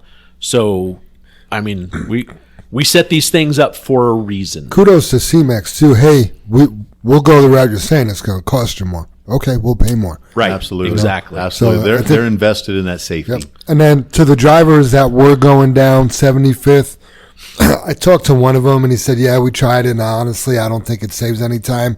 And he's like, plus, we got a few looks, by the residents of that town, like, what is going on? Why are these big, shiny red trucks going through our town? And that driver was just like, I was planning on going the other way from now on anyway. So Good. Even the driver could tell, you know what, this doesn't feel the best. Right. So, Right. good stuff. It is good stuff. All right, questions from the audience? You guys ready to move on to that? Sure. All right. Vince Meekins, I want to clarify his question from last week. What he was trying to say is when we have early loads, can we shoot an email out letting guys know that they have early loads? The answer is yes. We can do that. And I think we do occasionally send out paycoms like, hey, we need early loads. Odd trucks go to 12, even trucks go to 2, stuff like that.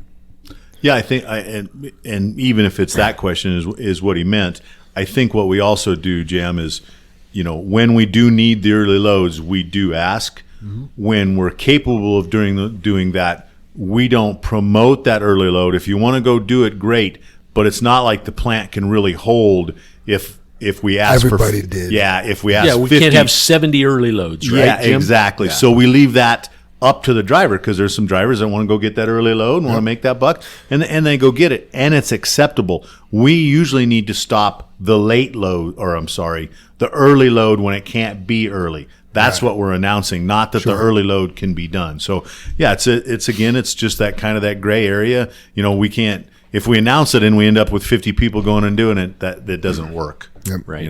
So it is a little bit of difficulty, but absolutely it can be announced. Yep. It's all about communication. Yep. And there's nothing wrong with asking instead of waiting for dispatch too. Yeah, who do you think has a higher daily average? The guy that asks to go get that early load, or the guy that doesn't care about the early load? Who's making more money on their PTO day, on their sick day? Their gross, his safety bonus. Yeah, if you look at It's a rhetorical question. That's a tough rhetorical, true, but I'm gonna rhetorical it. Is I do know a lot of guys will go get that early load and then kind of disappear the rest of the day, or just Yeah, you got to still do a good job the rest of the day. Right. Yeah. It needs to be an extra load. Right. Yeah. Exactly. It should just be called an extra Extra load, load, whether not- it's in not the a morning load. or in the afternoon, right? It Hey, should just so be called an extra load. I used to do the math before the raises that we gave out. One extra load a day is about 10 to 13 grand here at JFW. So if you want to get a $10,000 raise, get an extra load a day. And it doesn't matter if you're already making 70 or 80 or 60, whatever the amount is that you make. If you want $10,000 more a year, go get an extra load a day. That's how you make more money. That was before the 3%. That was before the 3 and the 4 and a half. Yeah. That was before all of it. So and like we just talked, what is that extra $10,000 do to your safety bonus, your PTO, your holiday days, all of that? Yep. Makes every one of those days Your sick more. days, every single day you take off that could be paid. Yep, I makes don't it want. more. I don't want to make too much money. We've had people say that. I know. And that's fine too, as long as the job's being done. Yeah. Right? Yeah, some I mean, people. Hey, there's still people that are fine with making 50 or 60 grand a year. because Great. If you're good with that and your bills are paid like that and you have that extra time in your life to do other things besides work and drive, I admire that. I just can't do it. So we just talked about that last night going home, Jam, because you hear about the life-work balance. And when me and Dave were talking about it last night, Dave said, it really should be a life budget work. Life Not- work budget. Yeah, not Because you need the budget to have life work balance. because that's how you get to that balance. And if your budget's this, you've done that. right. But if your budget's this, you've done that also. Right. Yeah. Yeah. Like I said, I mean, if you can make, it doesn't matter. If you're good making a certain amount a year and having a lot of time on your hands, I mean, I admire that. Right. I didn't set my life up that way. I'm not in a position where I could do that. So kudos to you. But as a judgment thing, Jam, I see the way you live your life and the other things you want to participate in, and maybe it's a new gun, right? So I think that's fantastic. But we used to joke with Ed that worked here. He was a 2 or 3 pack smoker a day. Right. You want That's to what raise? he was trying to budget for, was another pack of cigarettes. Especially when because as he worked here, that's when they put the big tax on, and it was, what do we figure, Dave? $6,000, $7,000 a year in cigarettes. And I'm like, do you know what kind of vacation that is? Or just plain other items? That's so funny you bring that up because I used to ask people, let's say at the time cigarettes were $4 a pack. I'd be like, what do you pay for a pack of cigarettes? $4. How many packs you smoke a day? 1. Okay, so you're spending $4 a day to kill yourself. Would you spend, if they were $10 a day, would you spend $10 on a pack of Oh, cigarettes? no way. Oh, so you're willing to kill yourself for $4 a day, but But not you 10? won't for 10. Yeah, isn't your life worth more than that? It's, Right? Yeah. I was going to jokingly say, well, he was budgeting for the cigarettes. Did he budget for that open heart surgery? no. Yeah, that's all that all fed into that. It's funny that you guys. You would never take a dollar bill out of your wallet, roll it up, and light it on fire. No. You just, it's the same difference. Yeah. It is literally like pulling cash out of your wallet and lighting it on fire. Yep. No doubt. But for smokers it's a habit, right? I mean, it's difficult to break that. I get it. I hear it's one of the very hardest. Yeah. Well, it's legal. You could still work. You know, you're not going to get in trouble for it. You know, vaping is just as bad. You guys know I quit vaping. I've slipped up recently, but it's a small slip up. Yeah. Man. Yeah, it's terrible. But I get it. I'm feeling strong again. Good for you. Starting tomorrow. I thought you threw it out. But I've thrown a lot of them away, Dave. It's like I've taken You always have a spare in hundreds your drawer, of dollars and just lit them on fire. Yeah, it's a very temporary thing. But well, I have to throw this out then, because either she'll quit working here or she'll quit smoking. But I'm pretty relentless on Joanne and her smoking. You know, just because I care about her and try to get her to quit smoking. So, Joanne, I'm sorry if I'm.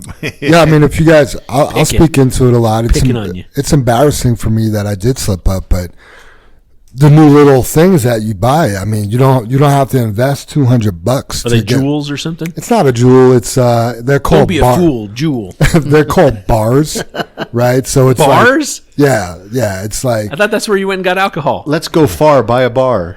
yeah. So it's like it's called a geek bar, right? And Don't be weak, get a geek. Man, I'm getting beat up. Never mind. I'm not going to speak into this.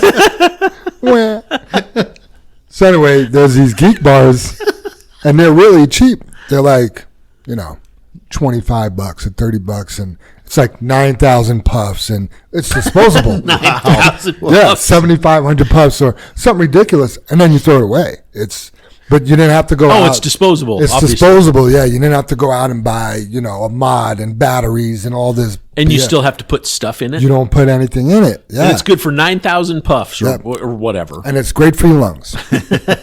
Did you say? I know. I was just All the teasing. chemicals are going to cause liver failure. Yes. Right, but you said bars, right? Bar, B-A-R. It's Yeah. a geek bar, yeah. Ah. So anyway, There's a marketing. Then you Somebody's just pick making your flavor. yeah. And that's your flavor for 9,000. I just want to get it straight because it's a complicated habit if you don't know anything about it, Yeah, right? yeah, Yeah. So I slipped up and I got a bar. Well, 1 bar equals 2 bars, and 2 bars equals 3 bars. But yeah, I mean, So it's just, like heroin. Kind of like potato chips. yeah. So the nicotine is just very addictive. Right? Sure. It's like and the vapes are even more acceptable than the cigarettes because they don't smell. Right. When I could vape right now, and you guys want to be like, "Oh, jam smells like crap." You know what I Right, mean? exactly. The room would smell better than it does right now. You know what I Yeah. mean? So, Yep. yeah, it is a terrible habit, and smoking's even worse because you have the tar. This isn't The tobacco. combustive chemicals. Yes, yeah, and you smell pretty bad. So, Yeah. but There's also the nicotine chew patch or chew. I call it a patch. That's not even what it is. Like a chew pack Yeah. is what I'm trying to say. yeah, what do they call those? I know the Yeah. name of them. It's a unique name. Right. Sam told me about it when he went to college there. Like it's a rush, right? Right. Like tons Yeah. of people are doing very popular. But it's I forget how long I quit for. I quit in February of last year until like a week before I went hunting. So it was a good run, and it's like it hurts so much to think like, man, I broke that habit. But at the time, it was just like, I'll try it. You know what I mean? But yeah, not good. Zyn, Zyn. ZYN, yeah. Yeah. Zyn is the one of the big brand names. Yeah, it looks like here Rogue nicotine pouches. pouches. There you go. Yeah, But you guys, And I know I teased Joanne about it, and like you're saying, you just slipped up, Jam, but I feel the same way sometimes about food. You know, because it is killing you. Right. You know, it's not healthy for you when you overeat, and the types of food and all the sugar, and Right. you know, even like the energy drinks we've been drinking here that I Right. with all the sugar in it. Yep. So it's the same thing when you can't stay on that plane and you slip up, you're just like, you know, I gotta start over. Yeah. You know? So It's so funny. I mean, you bring up the energy drinks because I'm like anti whatever you just bought, the diesel oil. Yeah. Like I'm anti that. Diesel oil. I'm like, oh, those have sugar in it. I'm not drinking that. but you're willing. But I'm downstairs like, you know, killing Rob White's little package he brought in with all those treats in it, or you know, like Looking at your geek going, I'm down to 3,600 bucks. it's funny because like I'm waiting for my current bar to run out because I don't want to throw it. Like I'm just gonna have to throw it out. Is what's gonna happen. But it's like it's kind What of like happens when it runs out? Do you're trying to huff on it and you can't get anything out? I mean, yeah, it's You just just Does it have a light or a beeper Yeah. on it, or it's got. I don't want to like draw a picture, but does it look like you're trying to suck on something and that can't get anything out of it, or what? Must have a digital readout. Oh, 3,200. Right? Yeah, better buy another one. Yeah, this one it just it has a light that'll turn red to let you know you're out of juice. Gotcha. So Crazy. Well, the only So, thing yeah. good thing about like food is it usually spoils though if you don't eat it and you got to throw There it you away, go. Jim. So yeah, stuck yeah, there. no doubt. Yeah. Rolling back to a more positive topic. Actually, it isn't positive, but question from the audience, Marshall from next door. I'm assuming his last name is Blanchard as well. Marshall Blanchard. That would make sense. I think so. Right? Good assumption. He asked, and this question is great because we were just talking about, he doesn't know if we all have kids. I mean, yours are all grown. Mine's not. But he asked, how do you balance work and life? What's your work? How do you make time for your kids and your families and stuff like that? So let's go around the table on that one. Not it. I mean, I joke, Jam, because, you know, all of our friends in like our neighborhood and Janet's friends and everybody like that, you know, when Janet says how many hours I work, they look at me and they're like, how do you work that many hours? And I'm like, it's just a half a day. It's 12 hours. Right. You know, and I just kind of play it off like that because that's all I know, right? You know, and I mean, you know better than anyone. We're here at 5 and we don't leave till 6. Yep. You Every know, day. and it's not that that's a set law, but that's like what it is, right? That's what we do. And I just think, you know, when you get home, you have to devote that time you have available. That's your kids' time. That's your family's time. You know, I know a lot of people are like, I get home and I don't want to deal with anything because work was so stressful and blah, blah, blah, blah. And to each their own. If that's how they feel, that's how they feel. And they need that time to decompress. I mean, I want to spend time with Janet, you know, and I feel like I had very little time with Sam because when I would get home, he was gone. He was at swim practice, you know, and now he's gone at college and I'm so excited. He comes home next week and we get him for 5 days. You know, so far this school season, after those 5 days, I will have seen him for 9 days in the last 7 months. Compared right? to 18 years. Yeah, and I'm like, wow, what a hit, you know. And trust me, I mean, that's such a good question that Marshall asks because I'm like, God, should I have regrets? Should I have done something different?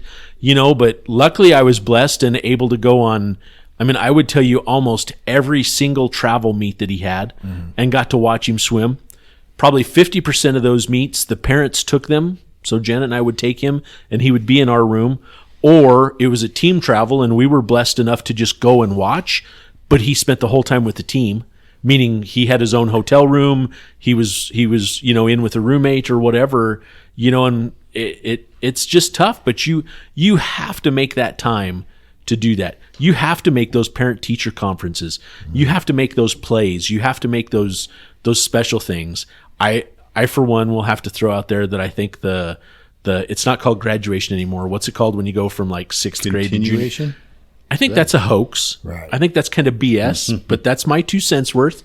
You know what I mean? Right. Like I told Sam, I went to the first one because it was like, I thought that was a big thing. I said, I'll see you at graduation and I'll see you if you graduate from college. Like those are the, I'm not celebrating the next one, man. It's that great. You went from one grade to the next. Congratulations. You went from kindergarten to first grade. Right. Exactly. Yeah. The whole continuation thing I kind of swallow. And some people take it completely different, right? That's my 2 cents. I think that's a little hokey, but That's my take on it. But yeah, I mean, you just have to work it out, right? Yeah. I mean, it's what you do, and everyone has their own take on it. So do the best you can. Yep. As the low road, and you'd hear this comment, I couldn't wait for the little shits to get out of the house. Wow. But it's funny, Jam. And what a great question, right? And Dave said that, you said that, but you mentioned that my kids are grown, and it's still the same philosophy, though, and that I cherish the moments we're together, whether it's the holidays or we can do a Saturday or a Sunday dinner, or they show up and we still have, where we still run up to Greeley and see my oldest daughter and her husband. It's participation, and no matter how small that time might be, but if you're present, you're participating, and you're communicating, it makes up that, it balances. No matter how small that is, it balances it. And then I would have to back up, to Dave's a little bit of point, and not everybody has this, and again, blessed, but I think family is very important, because I know when Dave and Janet, Janet had a full-time job, Dave did too, and their question was, how are we going to do this? My mom volunteered to help. As my daughter, Erica, my youngest daughter, she babysit for Dave and Janet. They hired her, but she would have done it for free. But that's the responsibility, right? You participate in that, and I know and when I mention family, and I'm going to go back to the work family, is Holly, when she first got pregnant, she just worked a year for Arapahoe Roofing, and we got pregnant. And she went in to give notice, and we had no idea how we were going to do it, except for Holly had to stay home with the baby. I worked too many hours, right? You're making choices. We're looking at our budget. And when she went in to quit, they said, her boss said, well, how would you like to work from home? I have this I can do. And, she works for Arapahoe Roofing, should be 29 years here coming up. Wow. And, and he's joked at a Christmas party, you're one of my oldest employees and I've never seen you, which she goes into the office now, total different situation. But that was a family owned business, right, that recognized what obviously Holly was involved, and they recognized her potential and Holly recognized their potential, and you worked it out together. And that's how you take advantage of your circumstances, but just try to surround your people. If I would give him advice, you try to surround yourself with good people. Mm-hmm. And anything is possible when you have good people around you. And so it doesn't matter what that balance is, because the good people bring you balance. Mm-hmm. And that's what we have here. That's the culture we've created. That's the family that me and Dave have grown personally. I see it with your family, Jam, in the last few years, and Super Dave, he spent his lifetime right here, right, raising his girls with my girls and Sam, right. And we've balanced it, and it doesn't. You can't look at the time. Oh, I work all day. I don't have any time for my kids.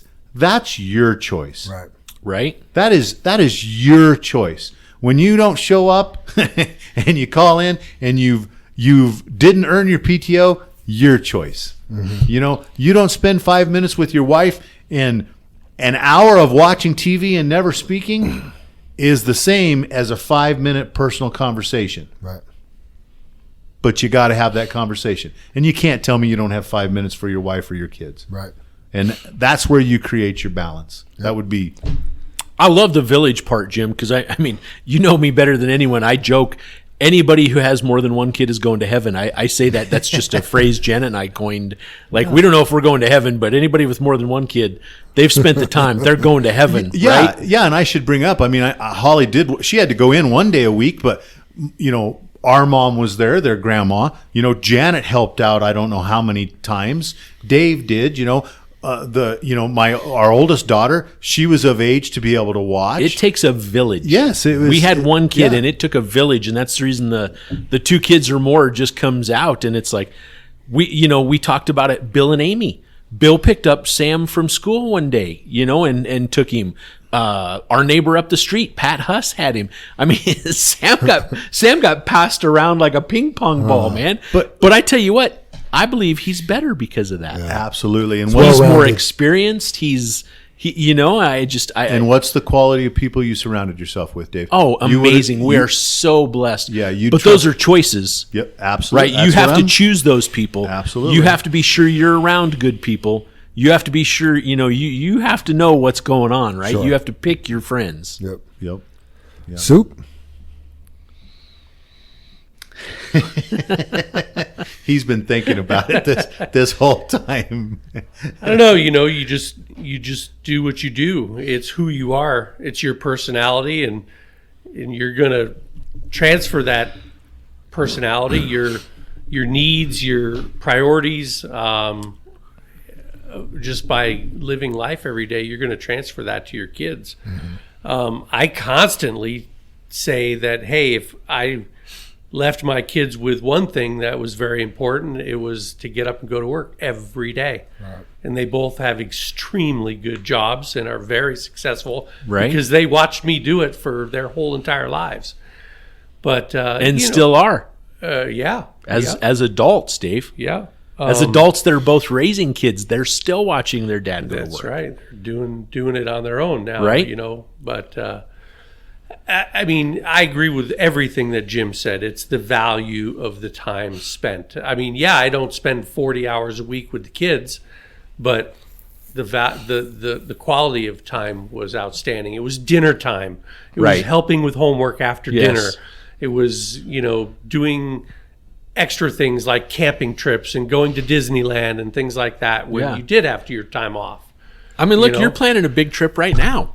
Yeah, going to the granddaughter's cheerleading championships in Orlando, Florida. Right. How February. cool is that? Yeah. How cool is it? Yeah, and Douglas County cheerleaders. Go, girls. Right. And how quality of time is that going to be, Dave? Yeah. I mean, that's the important. And I have to throw out here, too, I'll make two more statements about it, is that, I'm thankful to have Holly as a partner, because she's truly a partner.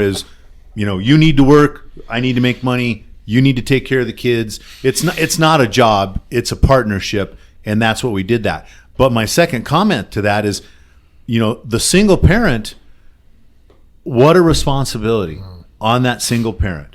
Because you don't have a partner, and hopefully maybe you can find a partner. Maybe you can find that village. Exactly, right? A neighbor, a coworker, someone. Absolutely, a sister or a brother. It's still possible, but a lot of that falls upon that single parent, which I have a lot of admiration for. It's amazing. But again, as a single parent, how are you going to build that? Who's around you? What's your village?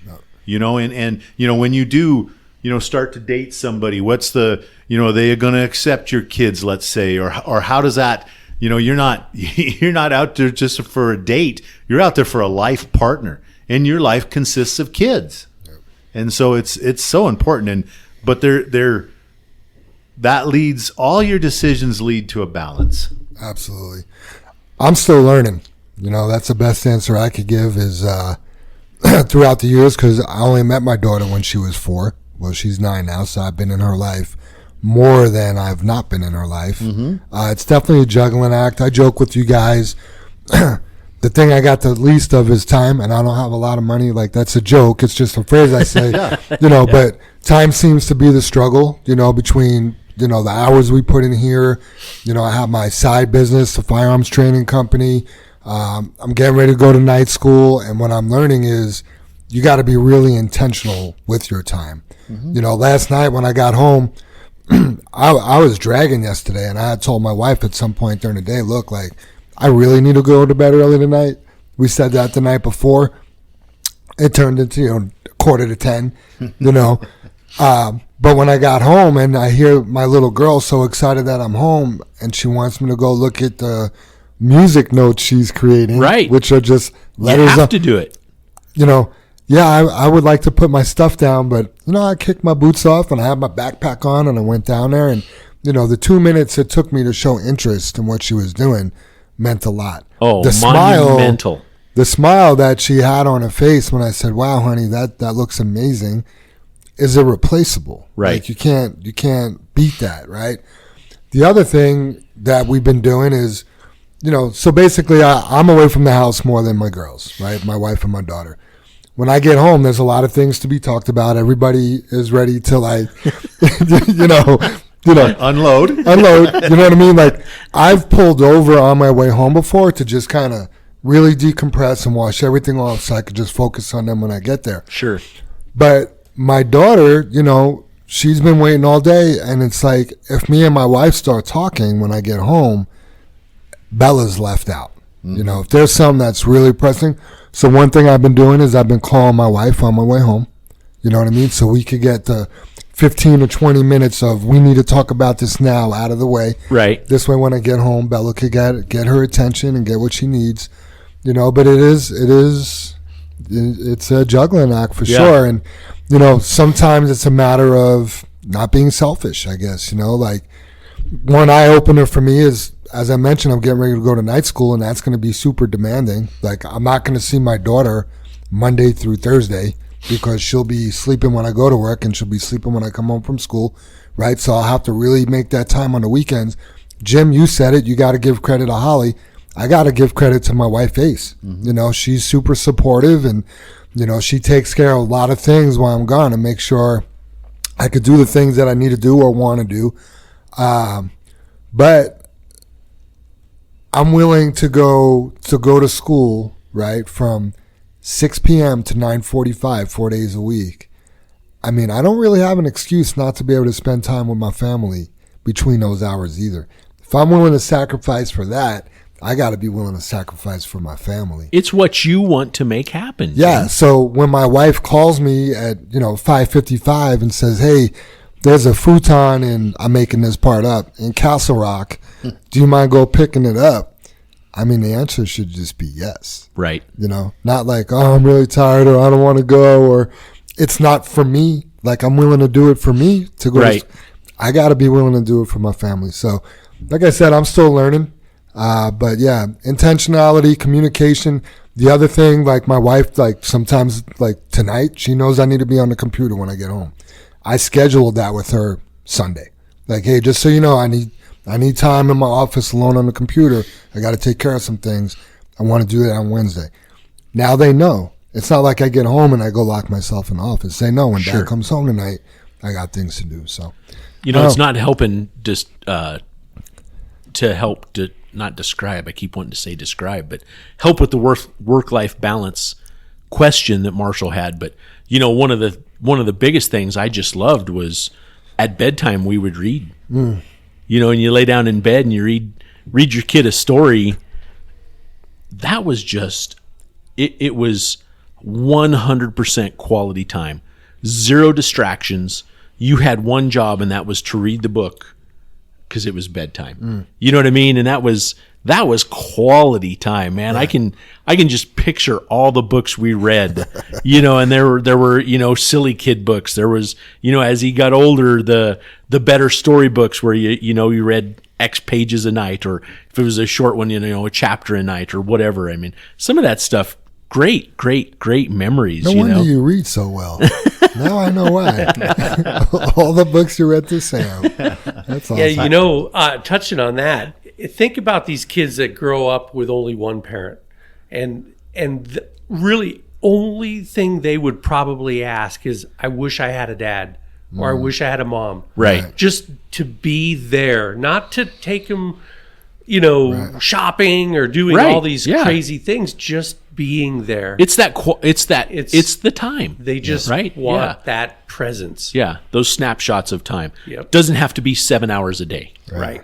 I was going to capitalize on what you touched upon, Jam, and I think this helps answer Marshall, because I think it's so true, because I think I've proven it. I'd have to ask my girls, but you mentioned, that you kicked your boots off, still had your backpack on, and you went down, you had 2 minutes to look at the stuff, right, Jam?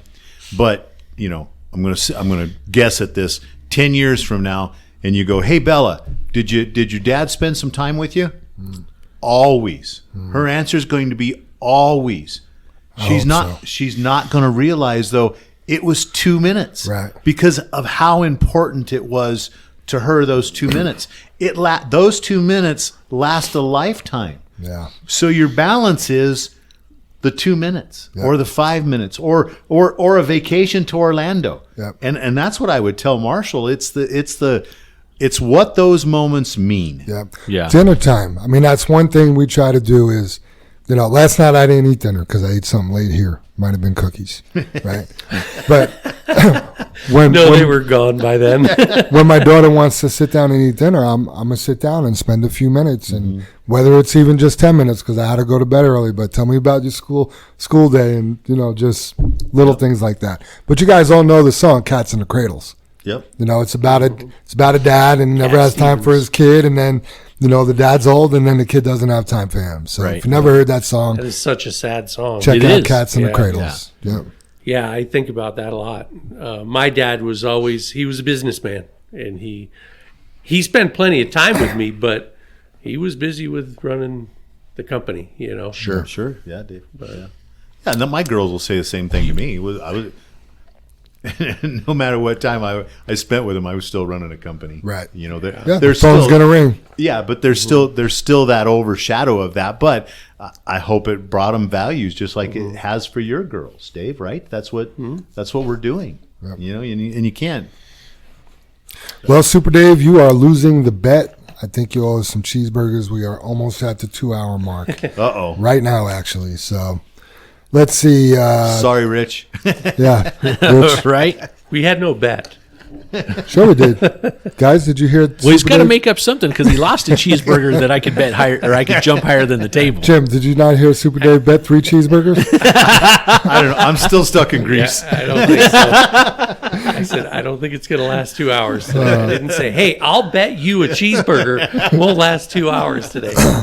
Tips and tricks from Ray Davis. Traffic at the Christmas rush. Even though most gifts are bought online nowadays, I feel there is still so much traffic and the rush to get all that shopping in. Here are a couple tips to help you in any traffic condition.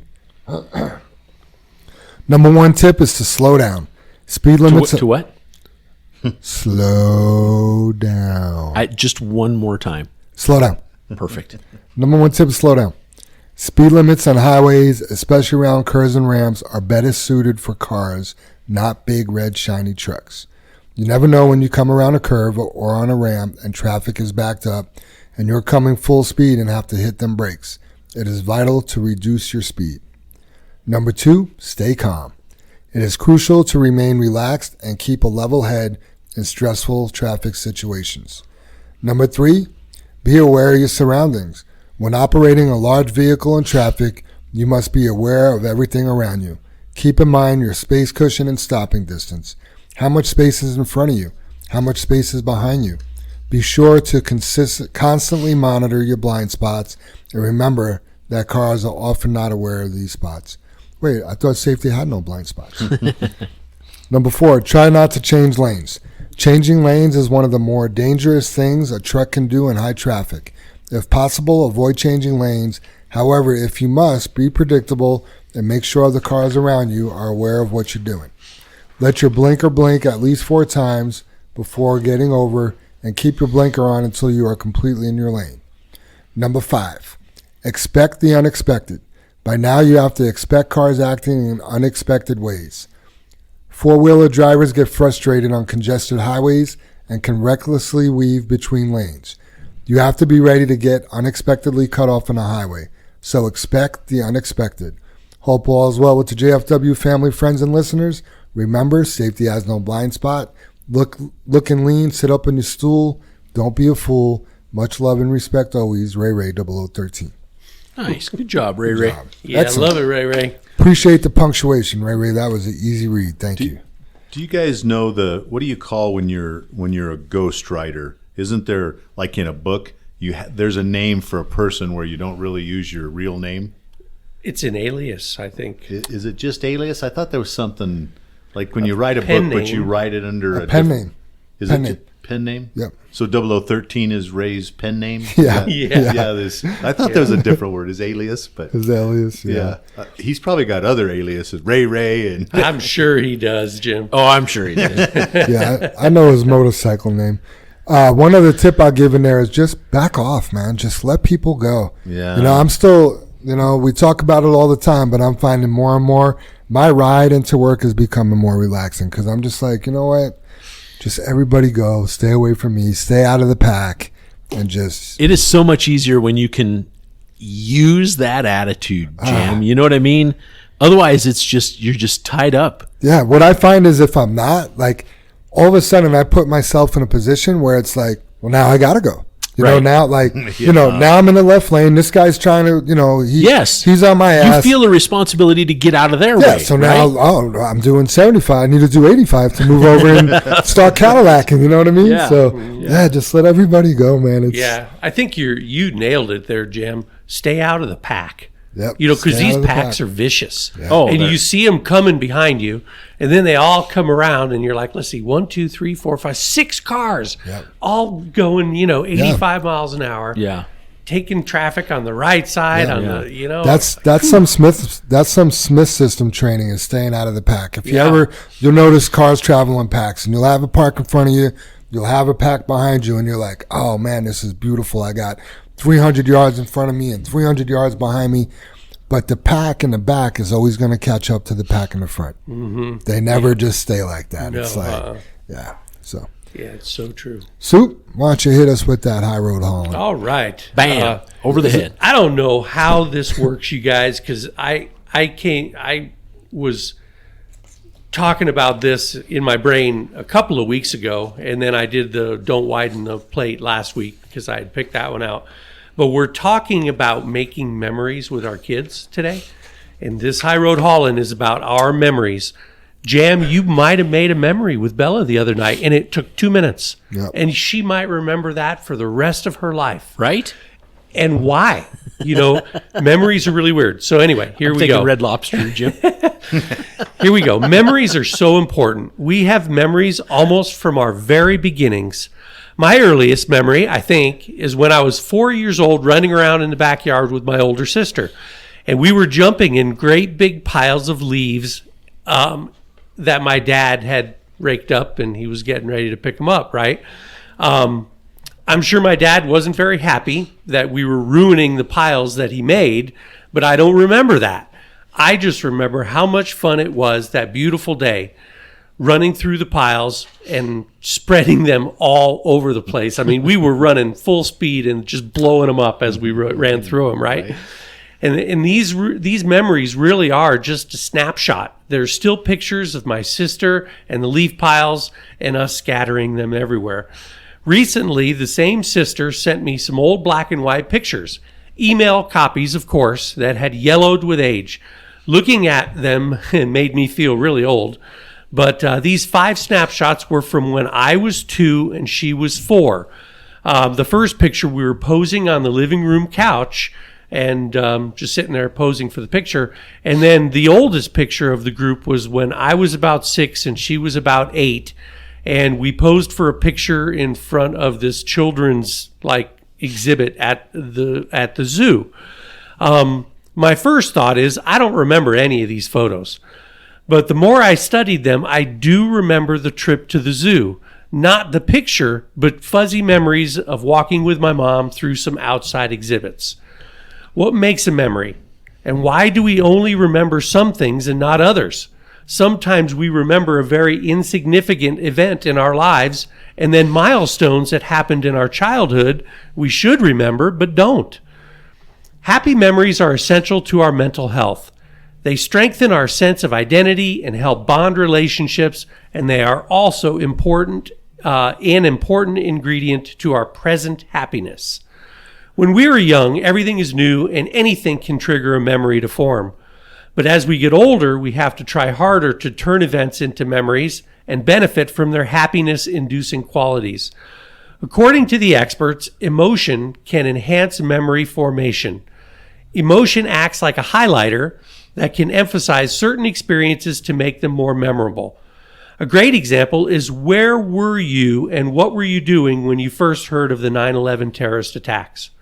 I can attest to that as well. When I heard about the Challenger space shuttle disaster, I remember where I was, what I was doing, and who I was with. My mom would often tell me the same story the day JFK was assassinated. These events stimulated a lot of emotion almost immediately, and that's why we remember. Painful emotional experiences have been shown to last far longer than physically painful experiences. Maya Angelou once correctly said, and I love this quote, "I've learned that people will forget what you said, people forget what you did, but people will never forget how you made them feel." Past memories are often triggered by your environment, what is happening at the moment, such as a smell, a song, or a vision. Just like the picture of my sister and I at that young age allowed me to remember going to the Bronx Zoo when I was 6 years old. Before I studied that photo, I had no thoughts about that day at all. Very many of our memories are established not because of the event, but because of the emotion we are experiencing at the time. In an attempt to make a memory stronger, try to attach emotional significance to objects and actions as we are experiencing something that we want to remember. The celebrations, birthdays, ball games, and other things that you do with the people that matter the most are just fun, or maybe not so fun things that you have to do today, but you're still making memories of tomorrow. And the quote this week is by Bob Dylan, and we all know who Bob Dylan is. He's a Rolling Stone. Right. That's how I be chilling, like Bob Dylan. Take care of all your memories, for you cannot relive them. Oh, Yeah. like that. Yeah. Yeah, you talk about memories there, Dave, and I'm sure you guys are tired of me talking about it, but Janet has downloaded, I think she's at 9,000 photos on that digital photo frame display we have. And I mean, Dave, that's such a great High Road Hall. And I mean, I walk past there. There isn't a time I don't walk past that and a picture flips up. And I actually, because it's a live screen, you can just swipe back to the other photo. And I'll go back to it and I'm like, I remember that day. I remember that time. I remember, when Janet and I were there, or I remember, being at dinner with her parents, or whatever the case may be. And you are reliving that moment. It brings it back to the surface. It's just really good. It's healthy. It sure is. Yeah. Yeah. For years growing up, right. And, I shouldn't say for years growing up, but Janet's mom, big photo buff, right? I mean, you'd show up at her house and she would have just photos spread out on the table, looking through the photos. And I guess that took a lot of work, right? To go through those photos. And what's cool about this frame is, man, you're just seeing it. It's just there. It's not covering a table. It's not taking up a bunch of room. You're just getting those memories brought back out every single day. It is just really cool. I urge anyone to get that. And what's cool is, you can take a picture of something right now and I can send it to that and it's on there. Oh. So anything you have or go on or anything like that, it's just, I don't know, very, very cool. It is kind of funny, Dave, how we talk about it all the time, how it feels like your High Road Hollands somehow line up with the podcast. Yeah, it's trippy. Yeah. And I have to jump back. I know Jim said that TikTok pissed him off with that woman about JFW family, but we have just spent the last 45 minutes talking about family. Right? Yep. Talking about our families, sharing them with our work families. Yep. And your High Road Holland is about family and memories, and Marshall asking how do you get the work-life balance, and it's just life. Right? That woman has no clue what she's talking about. That's so sad. Yep, discarded. Yes. So easy to make TikToks when you're at home not working. Yeah, it's just for me, I've always wondered why something becomes such a vivid memory, and other things that you should have remembered, you don't. Right. And It is a good description, though, Dave. An emotion becomes a highlighter on that moment. Yeah. Right. Is really good, yeah. Yeah, and for you to ask, I bet years from now, if he asks Bella, do you remember that night? And I bet she will. I bet she will. I think it's odd how smells sometimes bring back a memory. Yes. Well, lots absolutely. of things. I'm big on that. Yeah. Like, it's like, oh man, that smell just brought me back to this place. You Right. know what I mean? Right. I feel like a lot of childhood memories are tied to that for some reason. One thing Bella never remembers is take out the trash. I forgot. So I hope she remembers the music. If you, That's what you need to do. Play a certain song every time that she needs to take it out. That's Pavlov's rule. Or She hears the music and just gets up and goes to the trash. get a cinnamon candle going or something and say, "You smell that, Bella? Take out the trash." Yeah, right. if Bella, if you ever listen to this, I understand about forgetting to take out the trash. It is not a 9-year-old thing. That's funny. I was 4 years old when I started taking my trash out. Wow. And my mom, so I lived in an apartment complex in a co-op, so you had to walk to a garbage room. And, I'd want to take out the trash, and my mom would want to go with me, and I'm the man, you know what I mean? So she used to hide behind trees and stuff while I went to make sure nobody kidnapped me, you know what I mean? That's But I thought I was doing it, oh, that's classic. Speaking of kids and everything, I'll never leave with final thoughts, but just because it's fresh on my mind, I had said something. I quoted the Bible earlier about acting like a child, and it's having childlike faith. So I just want to kind of clear that up and explain what it means. The Bible verse is in Matthew 18, and it talks about the greatest in the kingdom of heaven. And at the time, the disciples came to Jesus and asked, "Who then is the greatest in the kingdom of heaven?" And he called the little child to him and placed the child among them. And he said, "Truly I tell you, unless you change and become like little children, you will never enter the kingdom of heaven. Therefore, whoever takes this lowly position of this child is the greatest in the kingdom of heaven. And whoever welcomes one such child is in my name welcomes me." And what that's talking about is having childlike faith. Like, look at a kid like Bella with the tooth fairy, right? She just has the faith that if she puts a tooth under her pillow, the tooth fairy is going to come.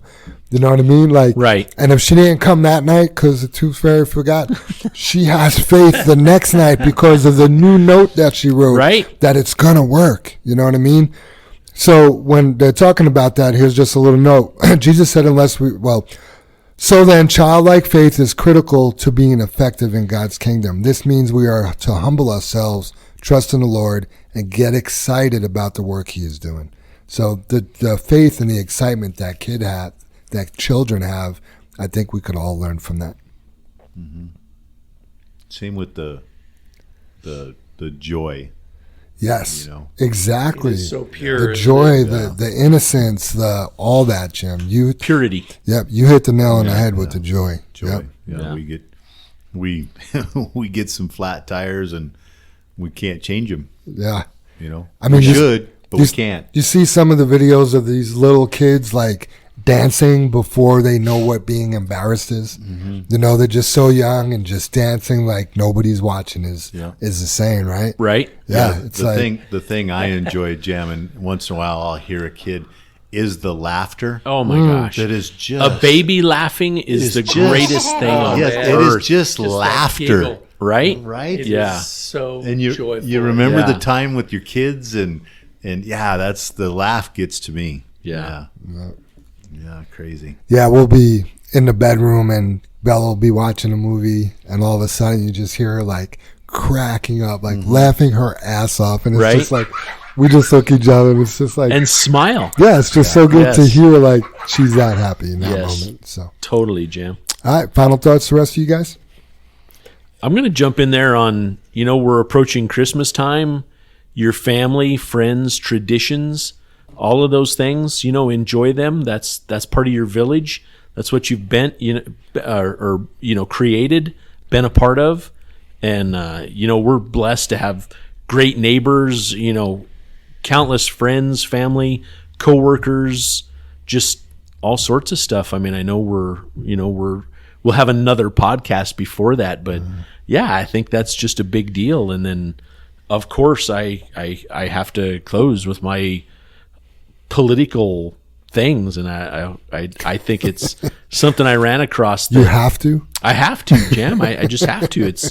It's becoming a calling, and I had a friend send, these are the 5 best sentences, and they're so true, right? Number 1 is, you cannot legislate the poor into prosperity by legislating the wealthy out of prosperity.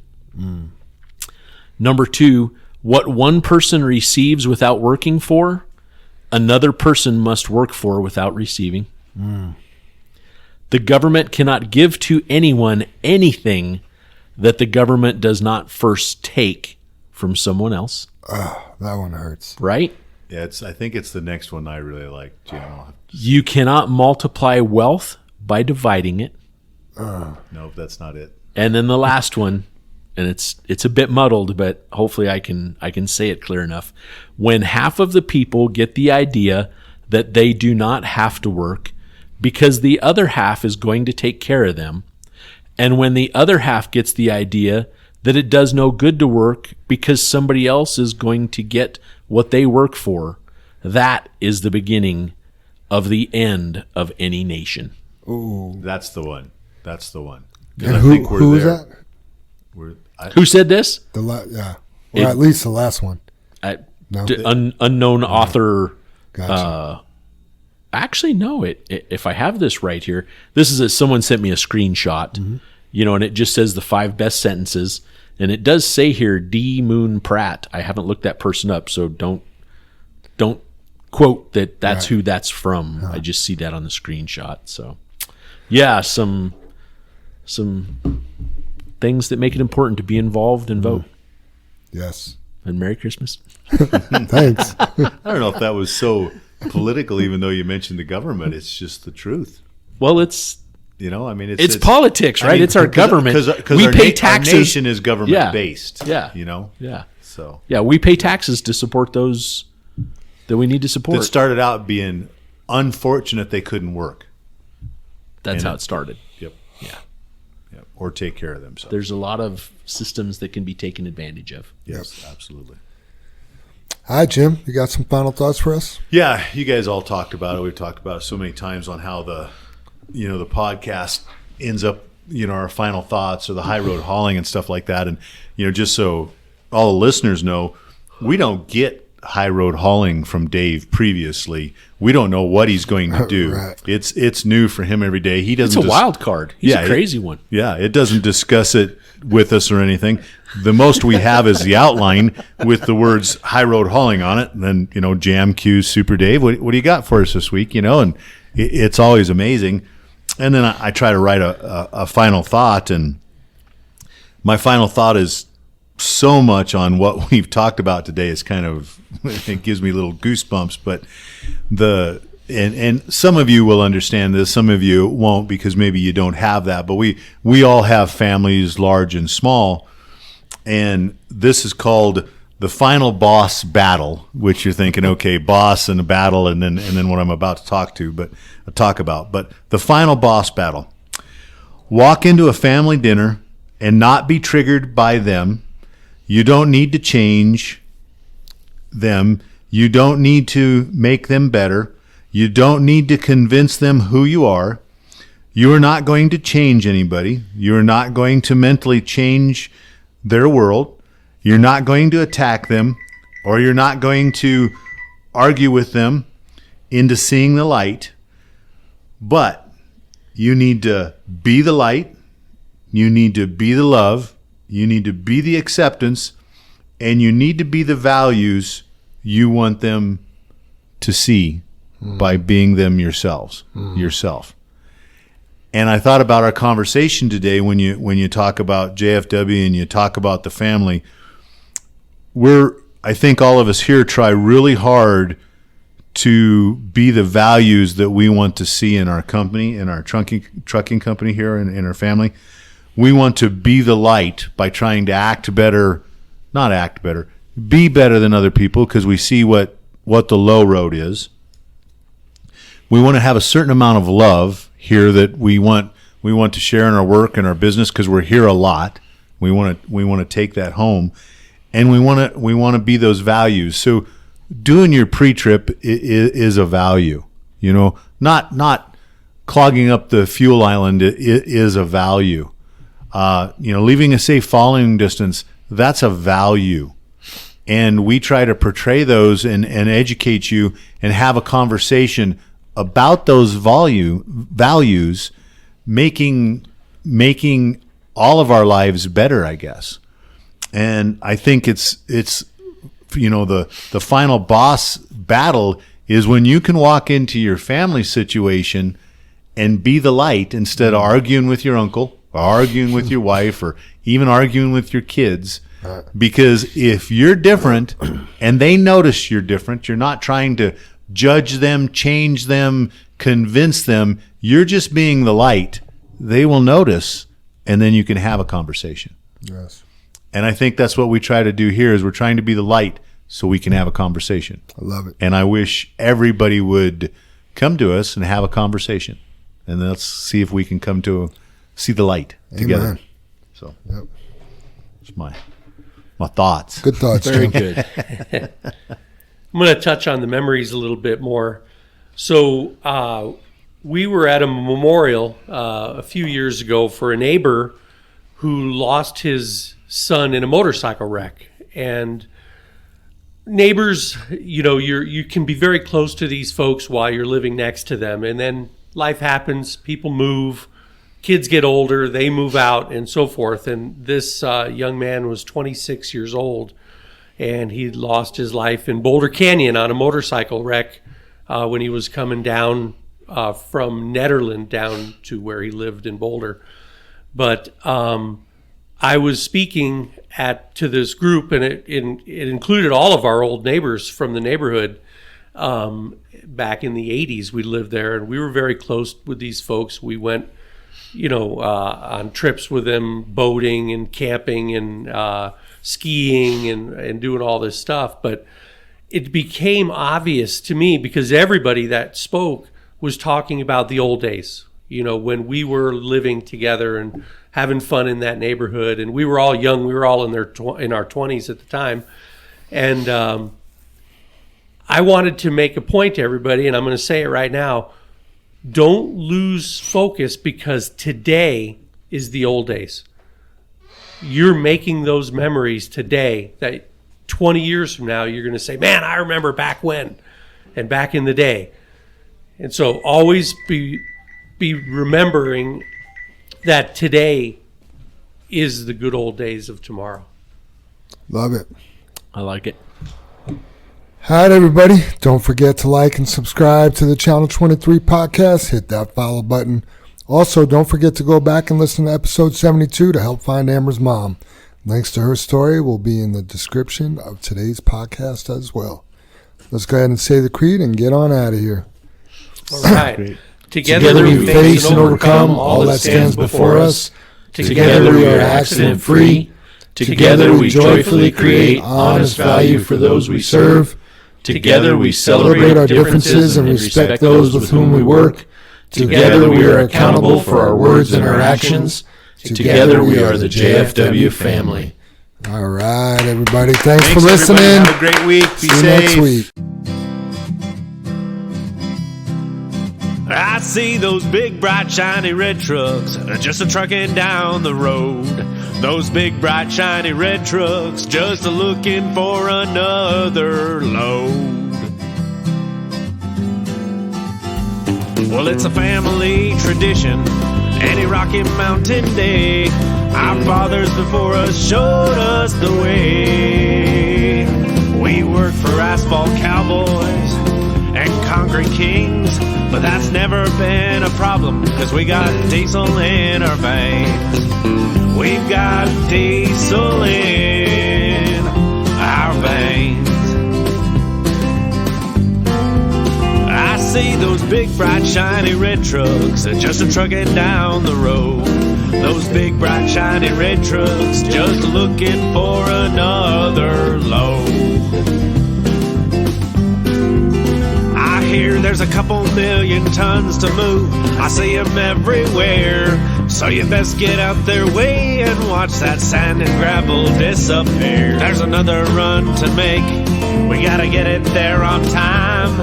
And we got what it takes to lay it all out on the line. We'll lay it all out on the line. I see those big, bright, shiny red trucks just a-trucking down the road. Those big, bright, shiny red trucks just looking for another load. Those big, bright, shiny red trucks got the best drivers in town. They got all the tools they need to keep that hammer down. When they hit them scales, they won't need to dodge them, won't need to duck them. They just keep that hammer down, and they keep that diesel trucking. Keep that hammer down, and keep that diesel trucking. I see those big, bright, shiny red trucks just a-trucking down the road. Those big, bright, shiny red trucks just a-looking for another load. They just keep them doors a-closed, keep them butts in their seats, 'cause those customers are calling, and those red trucks can't be beat. They've gotta put the hammer down and pick up another load. Get it off the ground, keep them eyes open and on the road. Keep them eyes open on the road. I see those big, bright, shiny red trucks just a-trucking down the road. Those big, bright, shiny red trucks just looking for another load. Breaker 23, anybody got a copy on that Channel 23 podcast? Welcome, and thanks for listening.